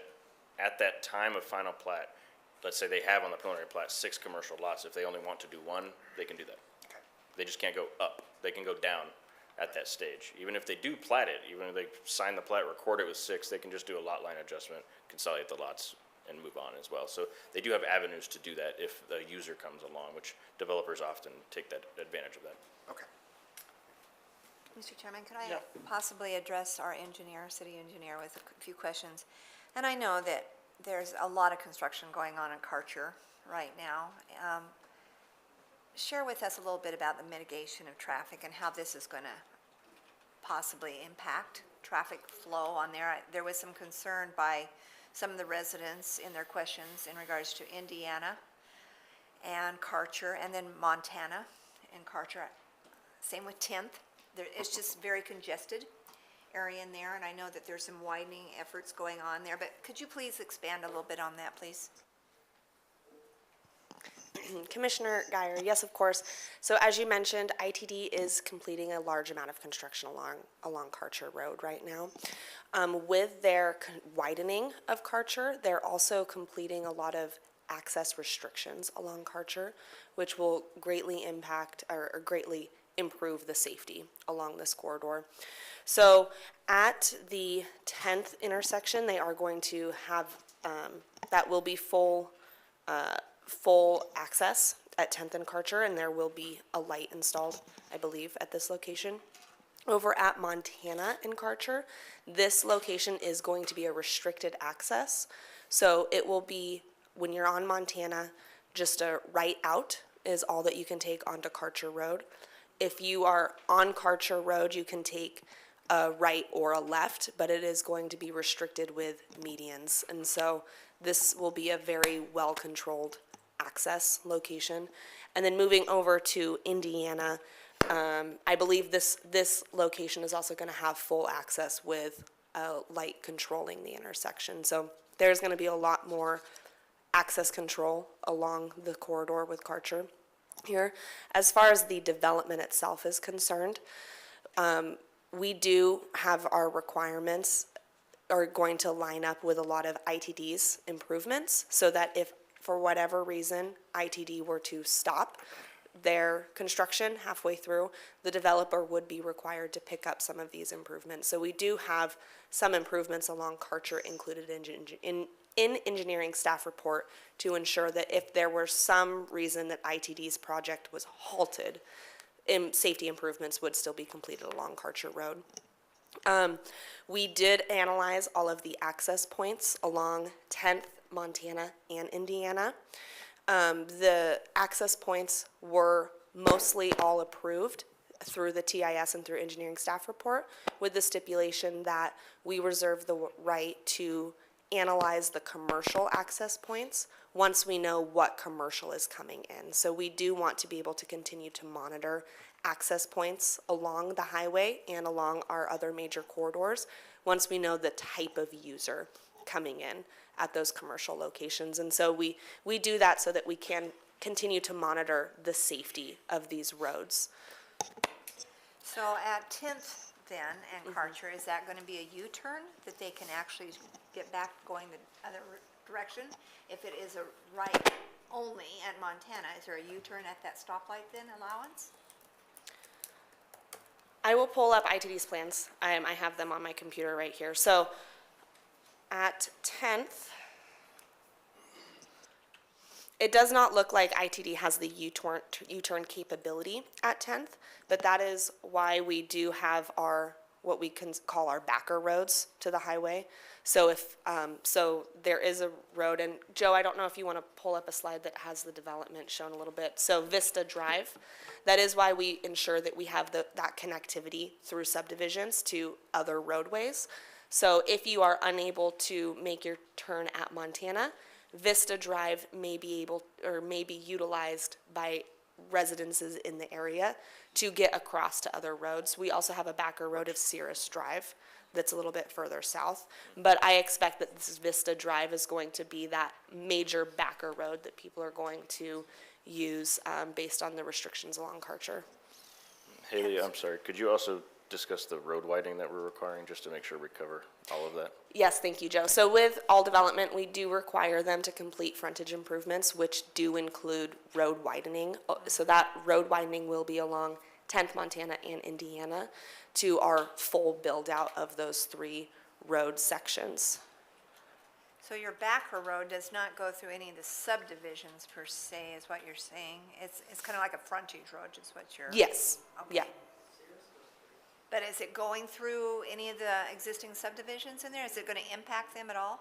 Vista Drive does not go through any of the existing subdivisions. I did mention Cirrus Drive, Yeah. but because Vista is closer to Karcher, I would anticipate people take the path of least resistance. So people will typically take that road that's closest to the road that they're trying to get to. So I would anticipate most of the traffic needing that backer road would use this proposed Vista Drive. Vista and not through Cirrus, okay. Any more questions for staff? All right, thank you. Can I have the applicant come back up? I think we got some questions for you. We could do it now or after public comment, whatever you guys think. Yeah, we'll do it right now. Commissioners? Hey, I'm sorry. I do have one more, it might actually be for the applicant or for Seth, but is the annexation of 3271703, because we do not have a preliminary plat for that, but is that needed to make, to meet the density for approval on this whole application? Or is that not? That's just, that condition doesn't exist. Commissioner Vance, I'd have to do some math on the fly, but it has been taken holistically. The project engineer might know more off the top of his head than I do on that, but, I would assume if you took away the proposed, it's gonna be very similar, because they are of similar densities, kind of for that both north pieces, but I would, ask the city, he was a city engineer, the project engineer, what his, numbers are there. Okay. So then I guess my question would be, Mark Tate, again, for the record, and just to kind of speak to your questions about commercial in general, we do have around 40 acres on the north side of Karcher Road. Right now, it's proposed for a mix of commercial and multifamily. That's where we would envision the big box, mega center. So directly south of that, across from the road, you can see those lots fronting in the southeast corner of 10th Avenue that are on the screen right now. That's as far back as we can get before you drop off into the pit. The reason that we've tried to consolidate the commercial at the intersections, as we just talked about, Montana is not a full access. And so typically, if you want to have an office building, a restaurant, retail, that's going to want to be at a place where you've got better access. And we looked at the same thing at the Indiana side. We did actually work really hard to try to get those two major tenants that I mentioned in my presentation, Fred Meyer and Albertsons. Fortunately, they're going kitty corner and a little ways down the road. So we're still going to be looking for that major tenant, and part of the reason why we don't have a preliminary plat as part of this is we just need to have that flexibility as we have those conversations, because what ends up happening there, just like I think Joe had mentioned, is you get a Fred Meyer coming in kitty corner, and all of a sudden the entitlements are changing. Oh man, it's more, and now they're coming back for another application. So we're just trying to be as flexible as we can. We want as much commercial as possible, but we know that there's already something like 400 acres of commercial approved along this corridor. And with retail being what it is, shipping, that sort of stuff, we know that the amount is going to be commensurate to the rooftops that are coming in the area. So we have had a lot of great conversation with commercial brokers and tried to figure that out, and feel like we've got 47 acres of commercial with this application, which is a significant amount of commercial. So we feel pretty good about that. Geyer? So if you could just answer a few of the questions we'd asked before. So is there any plans at all that's addressing 55-plus community in this? We have not specifically added 55-plus designations to the community. If we go back to kind of our list, our resume of projects, our target demographic is a 55 and older buyer. What ends up happening in a higher end, higher price point community is the folks with the most dollars to spend are typically empty nesters. So when you look at kind of a Red Hawk Ridge or a Summit Ridge, which were both in Nampa, the buyers are predominantly empty nesters. It was kind of backwards, I remember, when we did the Foxtail project off of Chinden, and we had these smaller lots and larger lots. We thought, oh, the families will be on the larger lots, the empty nesters, and it was like 180 degrees flipped because just affordability. And so there was a question that you brought up about single-level homes along Towers Drive, and I would just say that most of the homes will be single-level just because of what we're designing, the amenities, the pickleball, the gym, that sort of thing. So I'd rather not have a condition that says we have to, but it will by default end up mostly that way. So is there an estimated value that that you're kind of in the range? Yeah, I would say if we use comparable subdivisions like in Summit Ridge in Nampa, I would say our smaller lot product in there started in the high 600s, and the largest lot product was $1 million to $1.5 million. So I think, the bullseye of that is going to be $700,000 to $900,000 is going to be most of what the detached product is going to be in the community. And how I many? do, we haven't done like an economic study in here, but when you look at approving an M3 project, you know, they pay property taxes commensurate with the value of their homes, but they get services the same as everybody else. So if your home is valued at $800,000 versus a $400,000 home, you've got a $100,000 homeowner exemption, you're paying more than double the property taxes on the homes that are in an M3 community versus, you know, a real entry-level community. So I think from just an economic standpoint, what we bring to the city of Caldwell is very valuable. Tell me how many phases? We see it as 10 phases. We could see, you know, 1 to 2 phases per year. Okay. I think anywhere from 50 to 100 homes a year in the single-family area is pretty realistic. And with those phases, your amenities that you had already talked about, are they up front with those phasing, or are they scattered throughout? What is your plan for that? Sure. The community center that we showed you, the slides of the pickleball courts and the swimming pool, that parcel is in phase 1. So we'll look to start that right out of the gate. It will take some time to get, you've got to record the plat before you can go pull a building permit on that.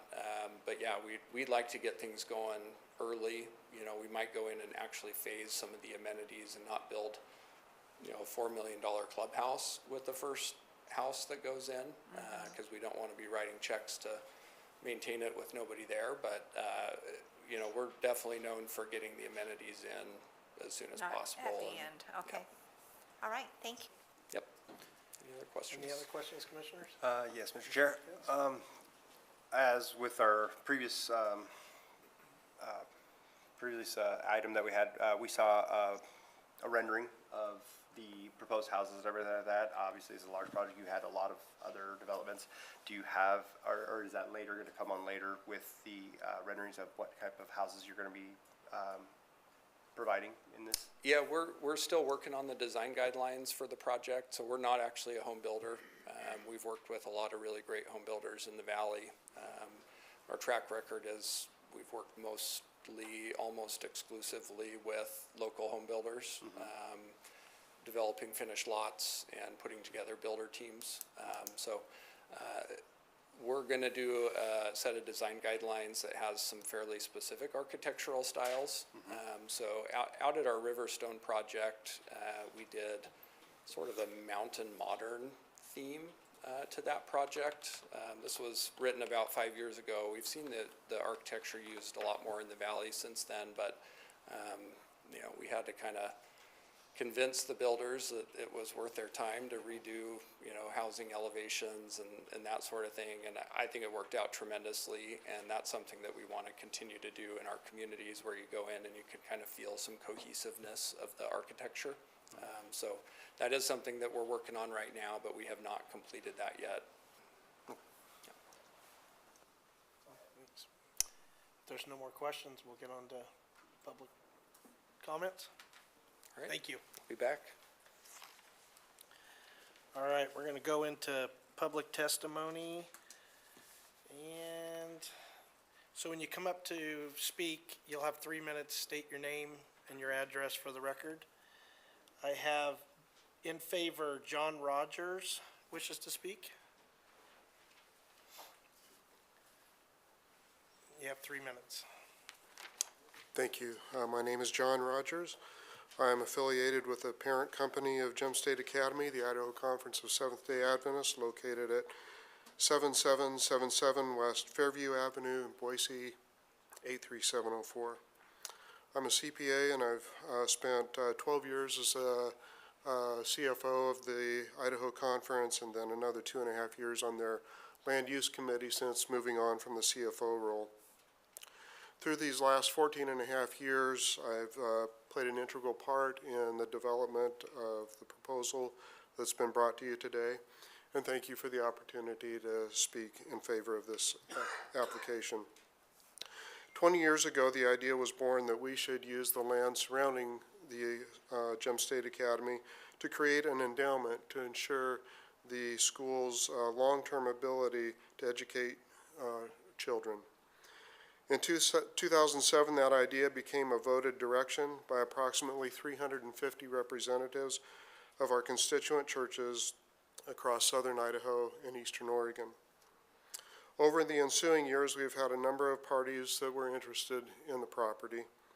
And about 6 years ago, our Board of Directors and Land Use Committee made the decision to work with M3 companies because we feel that their track record of beautiful communities across the Treasure Valley will again produce a community that we in the city of Caldwell can be proud of. That decision was approved at a specially called meeting of our representatives from our constituent churches in 2024. In recent years, we've been pleased to sell 24 acres to the Valley View School District for their new elementary school, as well as nearly 4 acres to the city of Caldwell for the Lake Lowell pathway. We have sold these parcels of land at a price well below what we could have otherwise received because we want to be good neighbors and support our community. We believe this application is an integral part of ensuring Gem State Academy's long-term positive impact on the students as well as the community.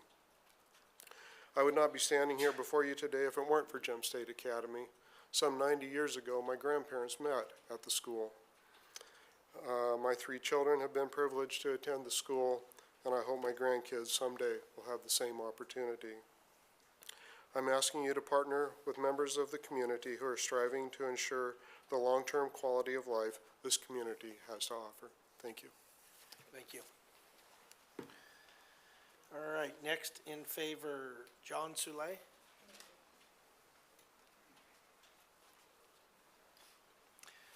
You've had 3 minutes. Thank you, Your sir. name and address for the record, please. My name is John Soule. I have the privilege of serving Gem State Academy as their principal for the past 6 years. We're located at the corner of Karcher and Montana.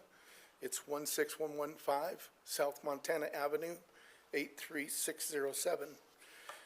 And I'd like to thank you for the opportunity to speak in favor of this project tonight. Gem State was originally built on property donated by Governor Sotenberg and his family in 1918. We serve students from not only our community, but from all over the world, grades 9 through 12. Tonight, Gem State's history. Tonight, we have seen multiple generations of young people come through our school. We've served thousands of them. And today, most of them are part of this community we call Caldwell. I'm very proud to be part of the Caldwell community. And Gem State is a part of this community in many different ways. We are honored to serve SWAT training at our school every summer. We're honored to facilitate K-9 training at our school. We are a part of this community, and we like to be part of the Caldwell Parade every year. We've been there for 100 years. Yeah, we've had our music department play for nonprofits at Indian Creek Plaza. We've put on programs at College of Idaho. We've done several things.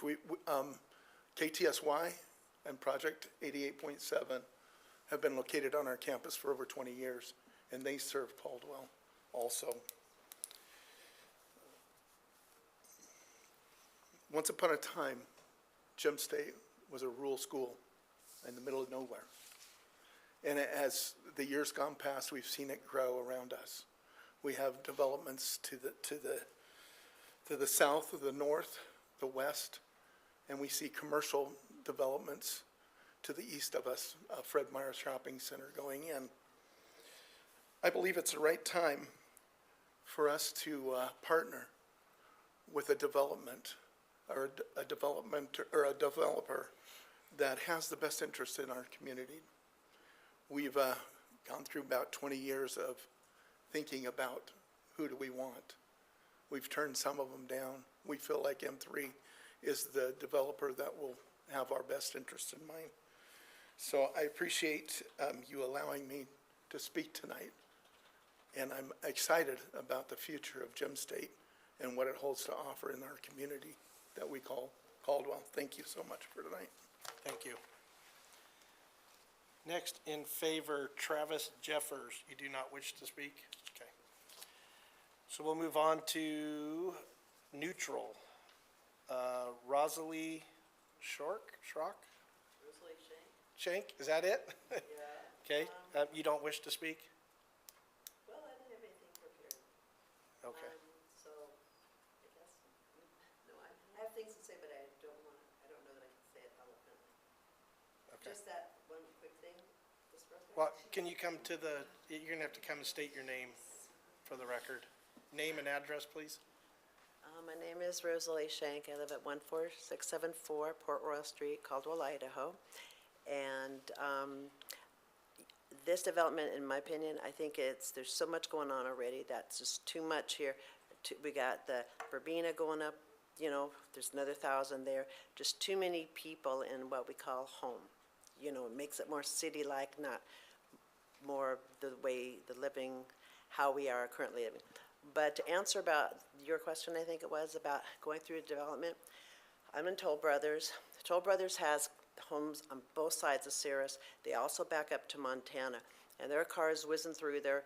They have, all the time. If there's Vista, I don't know where that is, but I don't know where people will or won't go. But just to give that opportunity for people to go through Cirrus, what goes through the development. And I don't think there's, as it is now, there's enough people going through, we don't need more.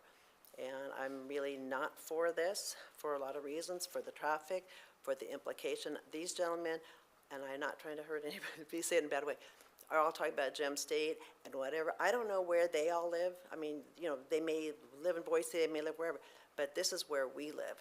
And it impacts us. And I don't really have anything prepared, so that's kind of it. I'm not really for it. And a lot of the people I invited for other reasons could not make it, so I guess that's it. Okay, thank you. Thank you. Another one neutral is John Stower? Stone? You don't wish to speak? Okay, thanks. All right, opposed. Joan Crampton does not wish to speak? Okay. Mary P. does not wish to speak. Ed Crampton does not wish to speak. Lane Hadlock wants to speak. If you could state your name and address, and you have 3 minutes. Name's Lane Hadlock. I'm at 16159 South 10th in Caldwell, Idaho. And my response is really with regard to supply and demand. I took a chance today to go to all the subdivisions south of Caldwell, like 12 of them. And in those 12 subdivisions, there was over 600 homes that weren't sold or just plain lots. That's how much is available as supply. Plus I looked at, if you look at the Pradera subdivision there at 10th and Homedale, that's been there for 3 years, and they still have about half of the lots available to be sold. Cumberland Estates, which is further down 10th, they just opened up phase 6 of their estate, their facility, their states. I don't know how many of those homes are available.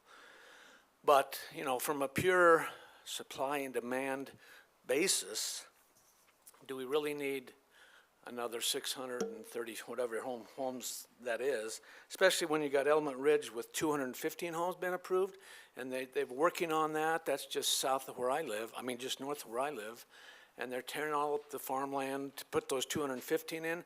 Then even further north from there, for Verbena Ranch, they've started tearing that up as well, get that available for sale. And that's 1,000 homes that the city approved last year. So with that 1,000, that's 1,215 homes in just that area, north of me. Do we really need another 635 homes, especially when the supply and demand isn't indicating that? Why would Passera Ridge why would they open up, why would Cumberland Estates finally open up phase 6 of their development? Why would Cumberland Estates open up phase 6 of theirs? So, I'm purely from a supply and demand basis. I mean, it looks like a good development, looking at it on the map, for sure, but do we really need that? I mean, with all the subdivisions that are currently out there, with lots not filled, with vacant homes, as I toured all those today, I was amazed at how many there were. I really was amazed at how many are out there and haven't been sold. So from a pure supply and demand basis, I think that that basically is why I'm opposed to that. Thank you. Thank you. Mr. Chair, may I ask a question? Yeah. Of- Oh, excuse me, Mr. Mr. Hadlock? Yes. I think you have one question for Yeah, you. if we could. I'm sorry. Possibly I missed this. What subdivision do you reside in at this point? I am just south of Element Ridge. And is that a subdivision there? that Yeah, you- yes, it is. And which one is it? That really doesn't have a name. It really doesn't have a name, but, Okay. well, Stecker subdivision, I think is the old name that was affiliated with that, yeah. Is that in the county then? That is not in the city, it is in the county. In the county? Yeah. Okay, that helps me. All right, thank you. Opposed, Kelly Eddington does not wish to speak.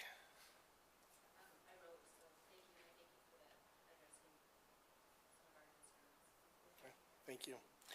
Eric Eddington, don't wish to speak? Okay. I got Mike and Susan Lehman, and I have a question mark. Do you want to speak? Okay.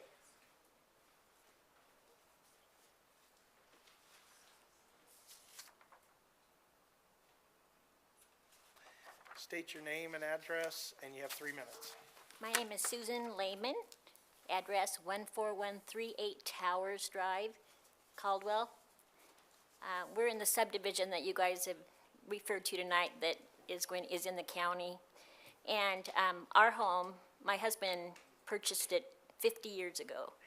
And most of the homes in that area aren't as old as ours, but we're just a real small community, and we have larger lots. And my biggest concern is not that we don't want neighbors, because we're all for growth and so forth, but I haven't been able to determine whether or not some of the studies that I would think would need to be done before a development of that size would go in. One of them is the Deer Flat Wildlife Refuge that's just right in that area.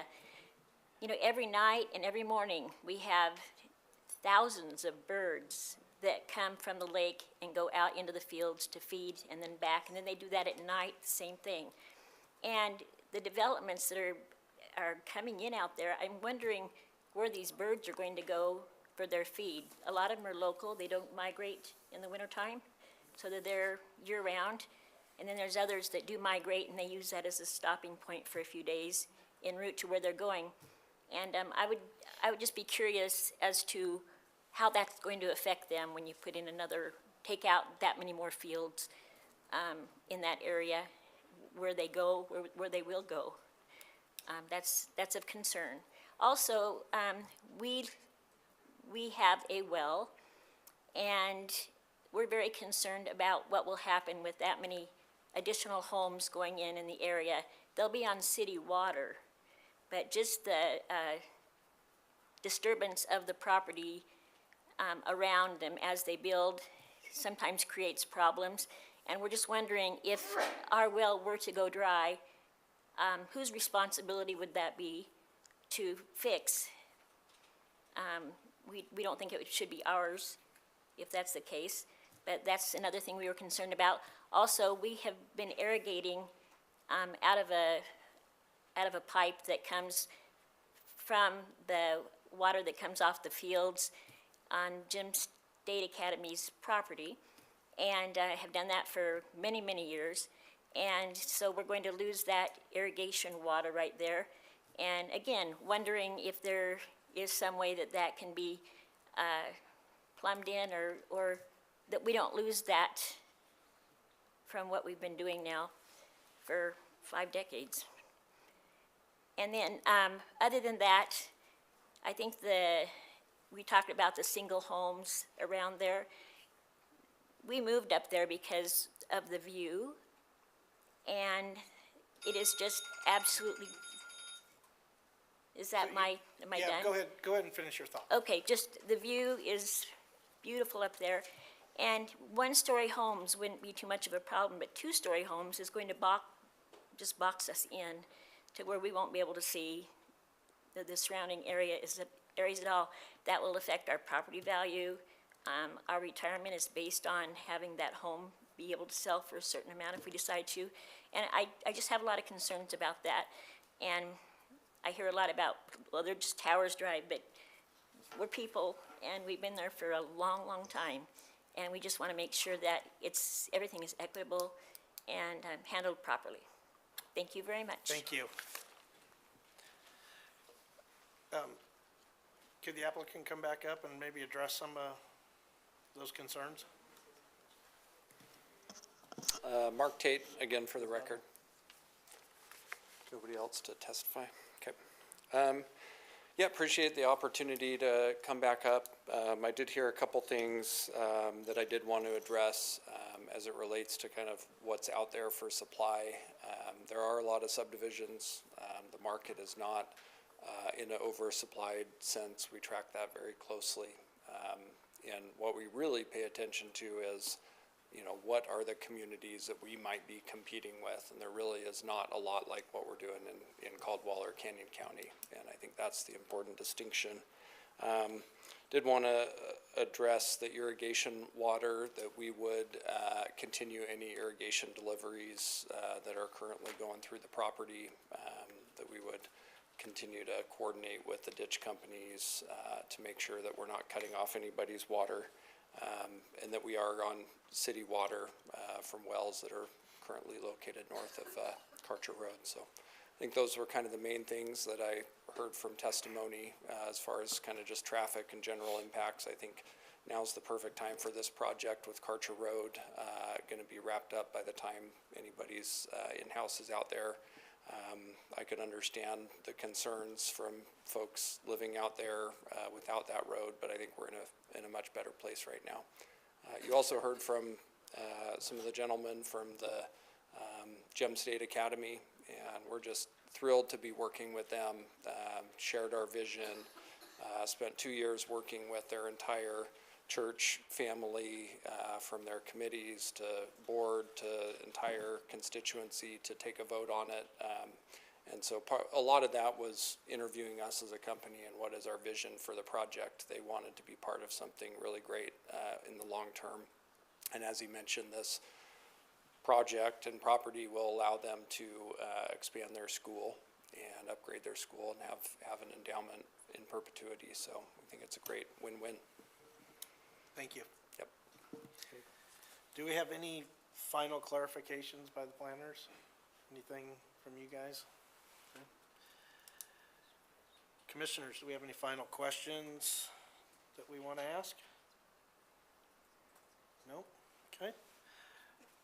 Can we get a motion to close public testimony? Move we close public testimony? Second. All in favor? Aye. Okay. Testimony is closed. Time for us to deliberate. I mean, again, very big project. It's a very nice project. Looking at a lot of the other projects that the developer has done, it is very nice. They are larger lots. It's not the same. I understand the supply and demand, but they're not being compared adequately on that. So I think this is a development that stands on its own. I agree. Even though we do need attainable housing, this is just a different product, and it's just appealing to a totally different clientele, I think, that City of Caldwell doesn't get a lot of, is that as far as these size of houses and lots and the amenities that go with them. And I will have to agree, you know, with the applicant that, you know, Karcher Road will probably be done by the time they start construction. One is Open. One would hope. I would want, upon the condition of approval, I would ask that the parcel there at R327-17013, it's not, as staff pointed out, it's not normal that we don't see a preliminary development for that. That is a very small lot. They did a lot of work on the main lot. I know the commercial lot that we're talking about, are 32719. That one, we're gonna keep a little open for speculation, but since the other one is single-family residential, and residential seems to be one of the main concerns even of the public, I think for condition approval with council, I would like to see that preliminary plot be shown as well. Not just be left out and just be added as part of the annexation. That would be one of my recommendations for approval. Mr. Chair, Commissioner Vance, in order to do that, that would change the scope of the project. They would technically have to restart, because they'd have to go to a neighborhood meeting and then resubmit. It'd be a whole nother application number, so they would have to be delayed, I should say, and they'd have to restart the process just for that plat. Theoretically, that could be done, but it would be very difficult. You can make that as a recommendation, or I should maybe even just a note, and that would be included in the packet to council, and they can make that ultimate determination. Could I make a recommendation, or could I make a recommendation for approval with that particular parcel being excluded from the annexation? Yes. Quick question. So if that stays in though, when they go to do that, they still have to bring that one back through, right? Mr. Chair, correct. So it still So has to come back through. after they annex, they would have, if they subdivide it, which is R2, okay. they're gonna have to So come you're gonna back. see it again. Okay. Yeah. That They'd come answers my back question. through P and Z as well as city council. Okay, that's why, I just want to be able to see it, because like I said, I don't want anything slipping through. No, absolutely, no. They'll have to come back through the public hearing process. Okay. I think the biggest piece to me is just the difference, the competition word jumped out at me, that the difference between the development of the properties all surrounding, especially to the north and to the south of this property, and compared to what this projection is, it's something that Caldwell really needs. I would be in full favor of it. I think the commercial really helps this a lot, to me. I agree. I really like to see a lot of commercial and everything. I mean, we need it. Caldwell really does need it, especially from a tax base standpoint and everything. There's a fair amount of commercial. I know that the medium size or the high density residential is being put in order to meet certain standpoints on there, but normally it wouldn't be a condition approved on that. But I think as of right now, we're asking, it'd be good to get what we can right now. Yeah, that particular location for that section of it to be R3 is really appropriate, Agreed. rather than some other places. Commissioners, you have any thoughts? I think the main reason I would say yes would be because of the commercial, not really any other reason. I mean, I think everything else about it looks great, but I think the commercial is what Caldwell needs, so that would be the only factor that I'm really thinking about. I think it has some great qualities, but I just have some reservations as far as congestion. Traffic is just always going to be an issue. All right. I also have some questions that there's no conceptuals really with The housing. what we're looking at as far as multifamily and then the housing on the single side. Those are just things to me that I think, and it's not that I'm against it in its entirety, but I just think it would be best if we had more information in some of those areas before we move on. Those are my concerns. And I could be wrong, but I think when they were showing us the other subdivisions they did, I think they're all about the same, right? So that whatever you're seeing in those housing things is what I would say is going to be the same. And in that this. could very well be, but I know what to you're me, saying. it's just an incomplete package without having that information and a comfort zone of that. So I would like to have seen a little bit more information and But we are conceptuals. only voting on annexation, right? So Well, you are, it's gonna come up to the next phase before any of that Yeah. would ever be but decided. you are also voting on it's not just the annexation. Mr. Chair, It is, if, it's both. sorry, I thought you were done. Sorry, apologies, Debbie. Well, it's not just annexation. Am I correct in that if there is a subdivision Correct. request with it? And Yes. usually with those subdivision requests, there's little bit more information on the conceptual end of it. Sure, and that's what I was gonna state is if, as a condition, you guys can add that as part of your recommendation, that they submit building elevations that are conceptual, and they can speak to the builders that they've used or previously to just submit pictures of what's built, whatever they need to do in order to meet that. As far as the multifamily though, again, they're not the builders, they have to come back through for that. And so that, I think, from a planning standpoint, we'd not wanna pin them down to something that they may or may not even do. It's just a zoning and a general use at this point. But theoretically, I think I did discuss this in my staff report, the multifamily lot, as it's being proposed, doesn't have a plan right now, just a concept plan. Theoretically, they could get that zoned R3, and if council or at any point in the future, if they decide they don't want to do the high-density residential there, other land uses of residential are allowed within R3, which could be townhomes, could be something less dense, something more in their wheelhouse. They wouldn't have elevations for that, which then would create a conflict. So from a planning standpoint, I'd recommend that we get some building elevations of the single family, but not yet the multifamily, because it's just not developed yet. Joe, can I ask one question? Absolutely. So, that would be more for council, correct? Because planning and zoning, we're not an architectural committee.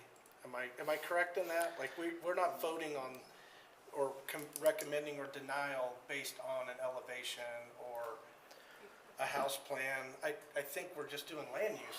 Am I correct? I would say there's nothing in the criteria that discusses building elevations, that's for sure, but that is something typically part of an application packet or something that would just give commissioners and council an I'm just idea. trying to clarify And But, I understand. what it is. And as I noted, it wasn't just that portion that I was concerned about. It was also congestion, and I really appreciated the gentleman that talked about supply and demand. Because there's a lot going on within our community. And I understand, this looks like a very high quality, and I'm glad for that. I think that's wonderful. But I just have some reservations at that. Well, and then to speak about supply and demand, I mean, with more supply, technically price levels do drop. So that could be, when you talk about bringing in families and them getting into houses. And actually, we do have a Supplies. supply and demand issue in this valley, Yes. so. And then to speak to the road access, if I'm right, the Vista, because the intersections of Indiana and 10th, those are the ones that have stoplights on it. And the Vista Drive is, the idea of that is to funnel most of the traffic to those intersections. So Montana not being the primary. That is correct. So if this development were to not be approved, I know that there's concerns with Cirrus Drive receiving a large amount of traffic. That would be the backer road for Highway 55 for Karcher Road. So this will supply, that Vista Drive supplies that additional level of backer roads. So it theoretically, I'm not a traffic engineer, and even traffic engineering is an art, it's not a science. But theoretically, the more backer roads that you can get to our major highway corridors, the more it alleviates the individual backer roads, because it spreads that traffic out on a larger range. And just for Cirrus Drive, I live in a development that Cirrus Drive goes through. Everybody accesses everybody's subdivision Right. through, no matter what.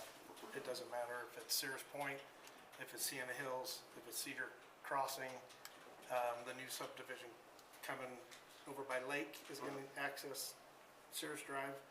So how do we let 4 subdivisions go through Cirrus Drive and tell one they can't? Right, exactly. So, just my, Another question, actually, for engineering. The access coming out of the commercial going on to Karcher, that's most likely going to be a right turn only, obviously, right? That is correct. So any access going on to Karcher Road will be controlled by ITD. Right. They will have the final say on that access. I can tell you confidently that ITD is only going to allow right in, right out on Karcher Road if they were to permit a right in, right out at all. Okay. Yeah. All right. anybody else? Can we get a motion? I would make a motion for approval of the proposed plan.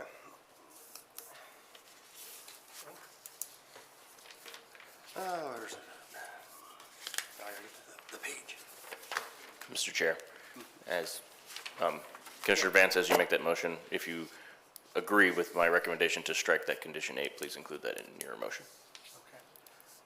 Which condition were we talking about? Condition 8 regarding the additional pathways along, you can just say Oh, strike that's condition 8 per staff's recommendation. Remember that was crossed out.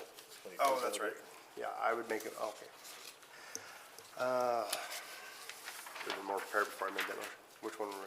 Condition, Silverleaf subdivision. the civil subdivision.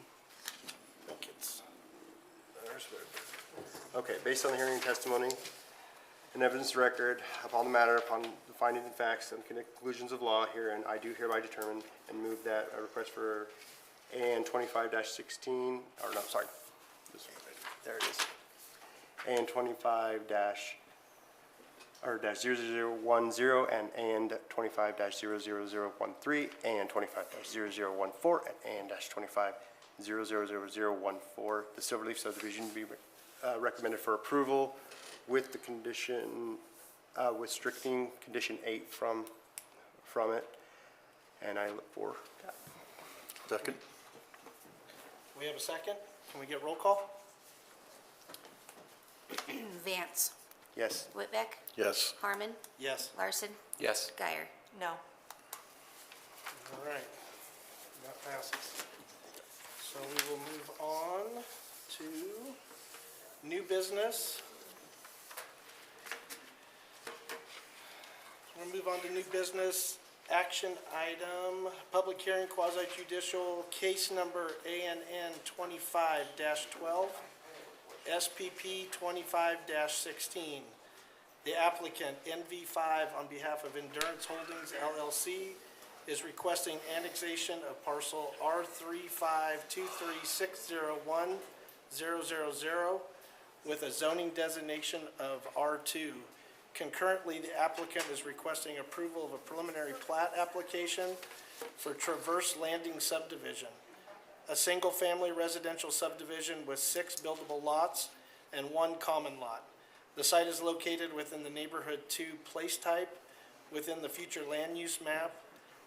The approximately 1.07 acre site is located on the north side of Marble Front Road, approximately 1,040 feet west of intersection with North Casey ID Road in Caldwell, Idaho. All right, can I get applicant, please?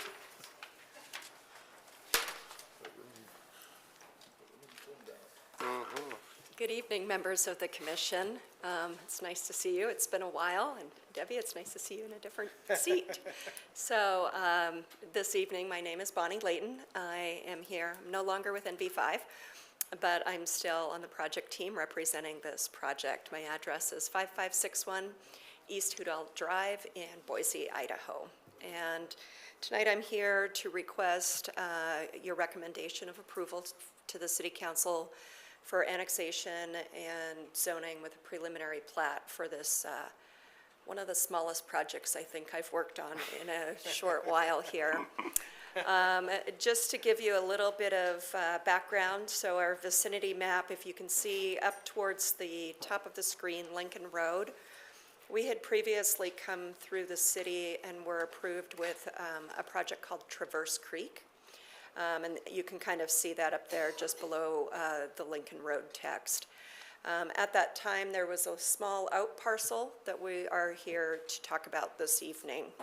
So Traverse Creek was a much larger project, great access to obviously the North Ranch Business Park, Marble Front Road runs along our southern boundary. There's some major north-south connections as well. And so with that, I've kind of included the overall, on the left, you can see the overall Traverse Creek project that we had originally done. And then I zoomed in there, so our project is just the little parcel there in the red dashed box.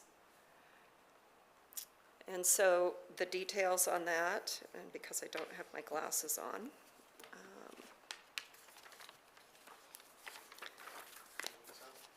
Yeah, right. I can do it here, but for some reason it's not clear enough there. I need to go to the eye doctor, I guess. So our total site area is 1.07 acres, and we've got one common lot, which is the common lot along Marble Front Road that we're required to have.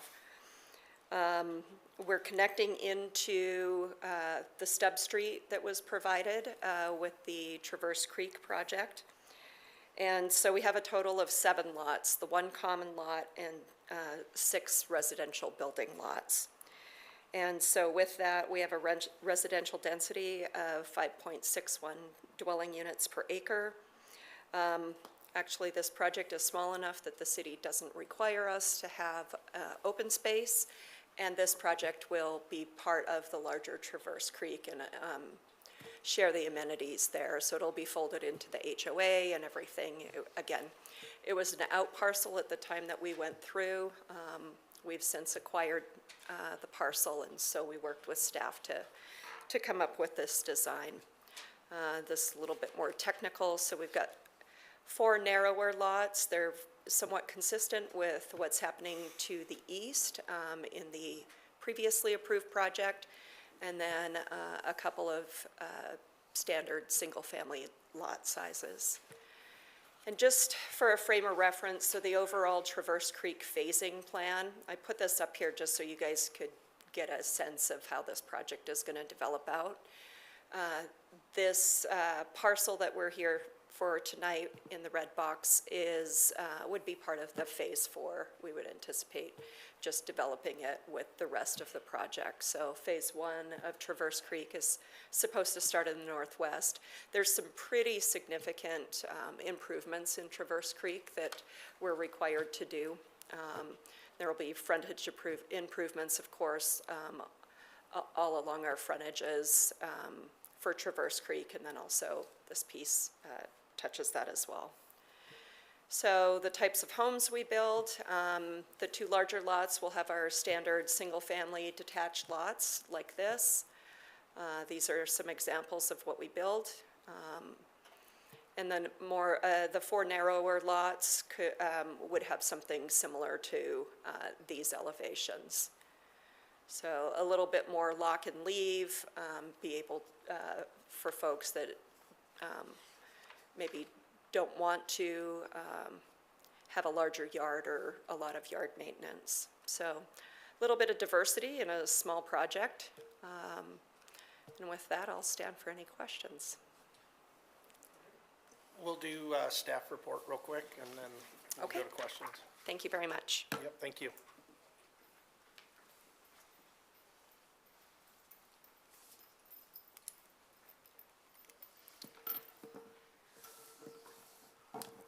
Thank you, Chair and Commissioners. Katie Wright, Planner 3, 205 South 6th Avenue. Layton Planning and Consulting LLC, on behalf of Endurance Holdings LLC, is requesting annexation of parcel R352361 with a zoning designation of R2 and approval of a preliminary plat application for Traverse Landing subdivision, a single-family residential subdivision with 6 buildable lots and 1 common lot. The subject parcel is 1.08 acre parcel located about 1,500 feet east of Smead Parkway on the north side of Marble Front Road.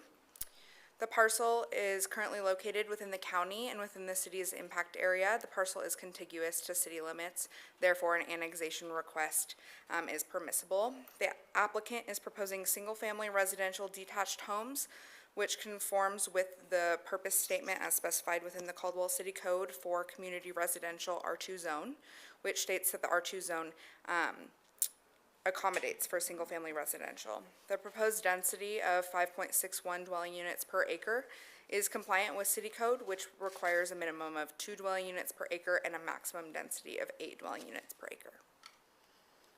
The subject parcel is currently occupied by a vacant single-family home. The property is surrounded on 3 sides by the previously approved Traverse Landing subdivision, which the applicant touched on, and Topaz Ranch subdivision to the south across Marble Front. The subject parcel is located in the Neighborhood 2 place type within the comprehensive plan. The neighborhood 2 is the primary residential place type in Caldwell. This encompasses residential areas that provide an array of low and mid-density housing options. These neighborhoods are located outside of most commercial centers, but should still be connected to nearby services. The design and character of the proposed development is compatible with the surrounding area and as specified in the comp plan. And the required R2 zone is a compatible zoning district within the neighborhood 2 place type. And the preliminary plat request is for 6 buildable lots, 6 detached homes, and 1 common lot. The project doesn't have enough lots to require open space, again, as the applicant discussed, and this development is proposing to be part of the existing Traverse Landing, a planned unit development that was approved in 2024, consisting of 265 single-family detached lots and 14 townhomes, shown in the lower left of the screen. If approved, Traverse Creek would be within the Traverse Landing HOA, allowing them to utilize the neighboring open space and amenities within Traverse Landing. And the development will take access through Traverse Landing development, and none of these lots will have direct access to Marble Front. Due to the size and scope of the development, a traffic impact study was not required. At this point in time, the construction drawings for Phase 1 of Traverse Creek have been approved. And staff has reviewed this development for compliance with all site and development standards and has found the proposed development is in compliance with the standards that apply.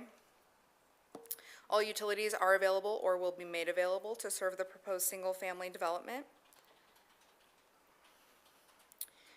Political subdivisions, including school districts, were notified and provided opportunity to comment. The only one that stated anything was Valley View School District. They provided their memo mentioning that this would provide additional pressure to Skyway Elementary, but that this isn't currently at capacity, and no additional information was included about the middle school or the high school. And public notices were sent to all property owners within 500-foot radius of the property, and staff received no public comments at this time. Staff's initial review found that the proposed project is in conformance with all applicable city codes, approval criteria per city code and Idaho code, and the adopted comp plan and future land use map, and all other applicable city adopted master plans. The Planning and Zoning Commission has the authority to recommend approval or denial of applications based on the approval criteria within Caldwell City Code once they reviewed the record and evidence and heard all public testimony. And I stand for questions. Thank you. Any questions for staff, commissioners? Pretty straightforward. My other question, does the lots proposed match the lots for the other subdivision? Yes, Chair and Commissioner, they're very similar in size. Any other questions? Okay. I would make a Alright. motion if we're ready. No, we gotta go public Oh, testimony. we gotta talk about it. Thank you. Oh, the public, I forgot the Yep. public. We just got one in neutral. Jack Sutz does not wish to speak. I don't think anybody's here. Okay, so, you don't need to rebuttal anything unless you want to. Yes, I should, again, Bonnie Layton for the record. I just would like to say that we've reviewed the staff report. We're in agreement with the staff report and the recommendations, and we appreciate your time this evening. So, thank you. Thank Thank you. you. Anything further from staff? Okay, Motion to move public testimony. Second. all in favor? Aye. Aye. All right. So, let's, any questions? Commissioners have any concerns? Nothing? Okay, so do we have a motion? Go Phil. Based upon the testimony and evidence and record in this matter and upon findings of fact and conclusions of law set forth therein, I do hereby determine and move that the request for ANN 25-13, 25, I better put my glasses on, No, that's the last one. 12, excuse me, 25-12, and 25, SPP 25-16, Traverse Landing subdivision is recommended for approval, subject to the conditions of approval as presented or amended. Do we have a second? Second. Roll call? Whitbeck, Yes. Larson, Yes. Harmon, Yes. Guyer, Yes. Vance. Yes. And with that, do I have a motion to adjourn? So moved. Second. All in favor? Aye. That wasn't as bad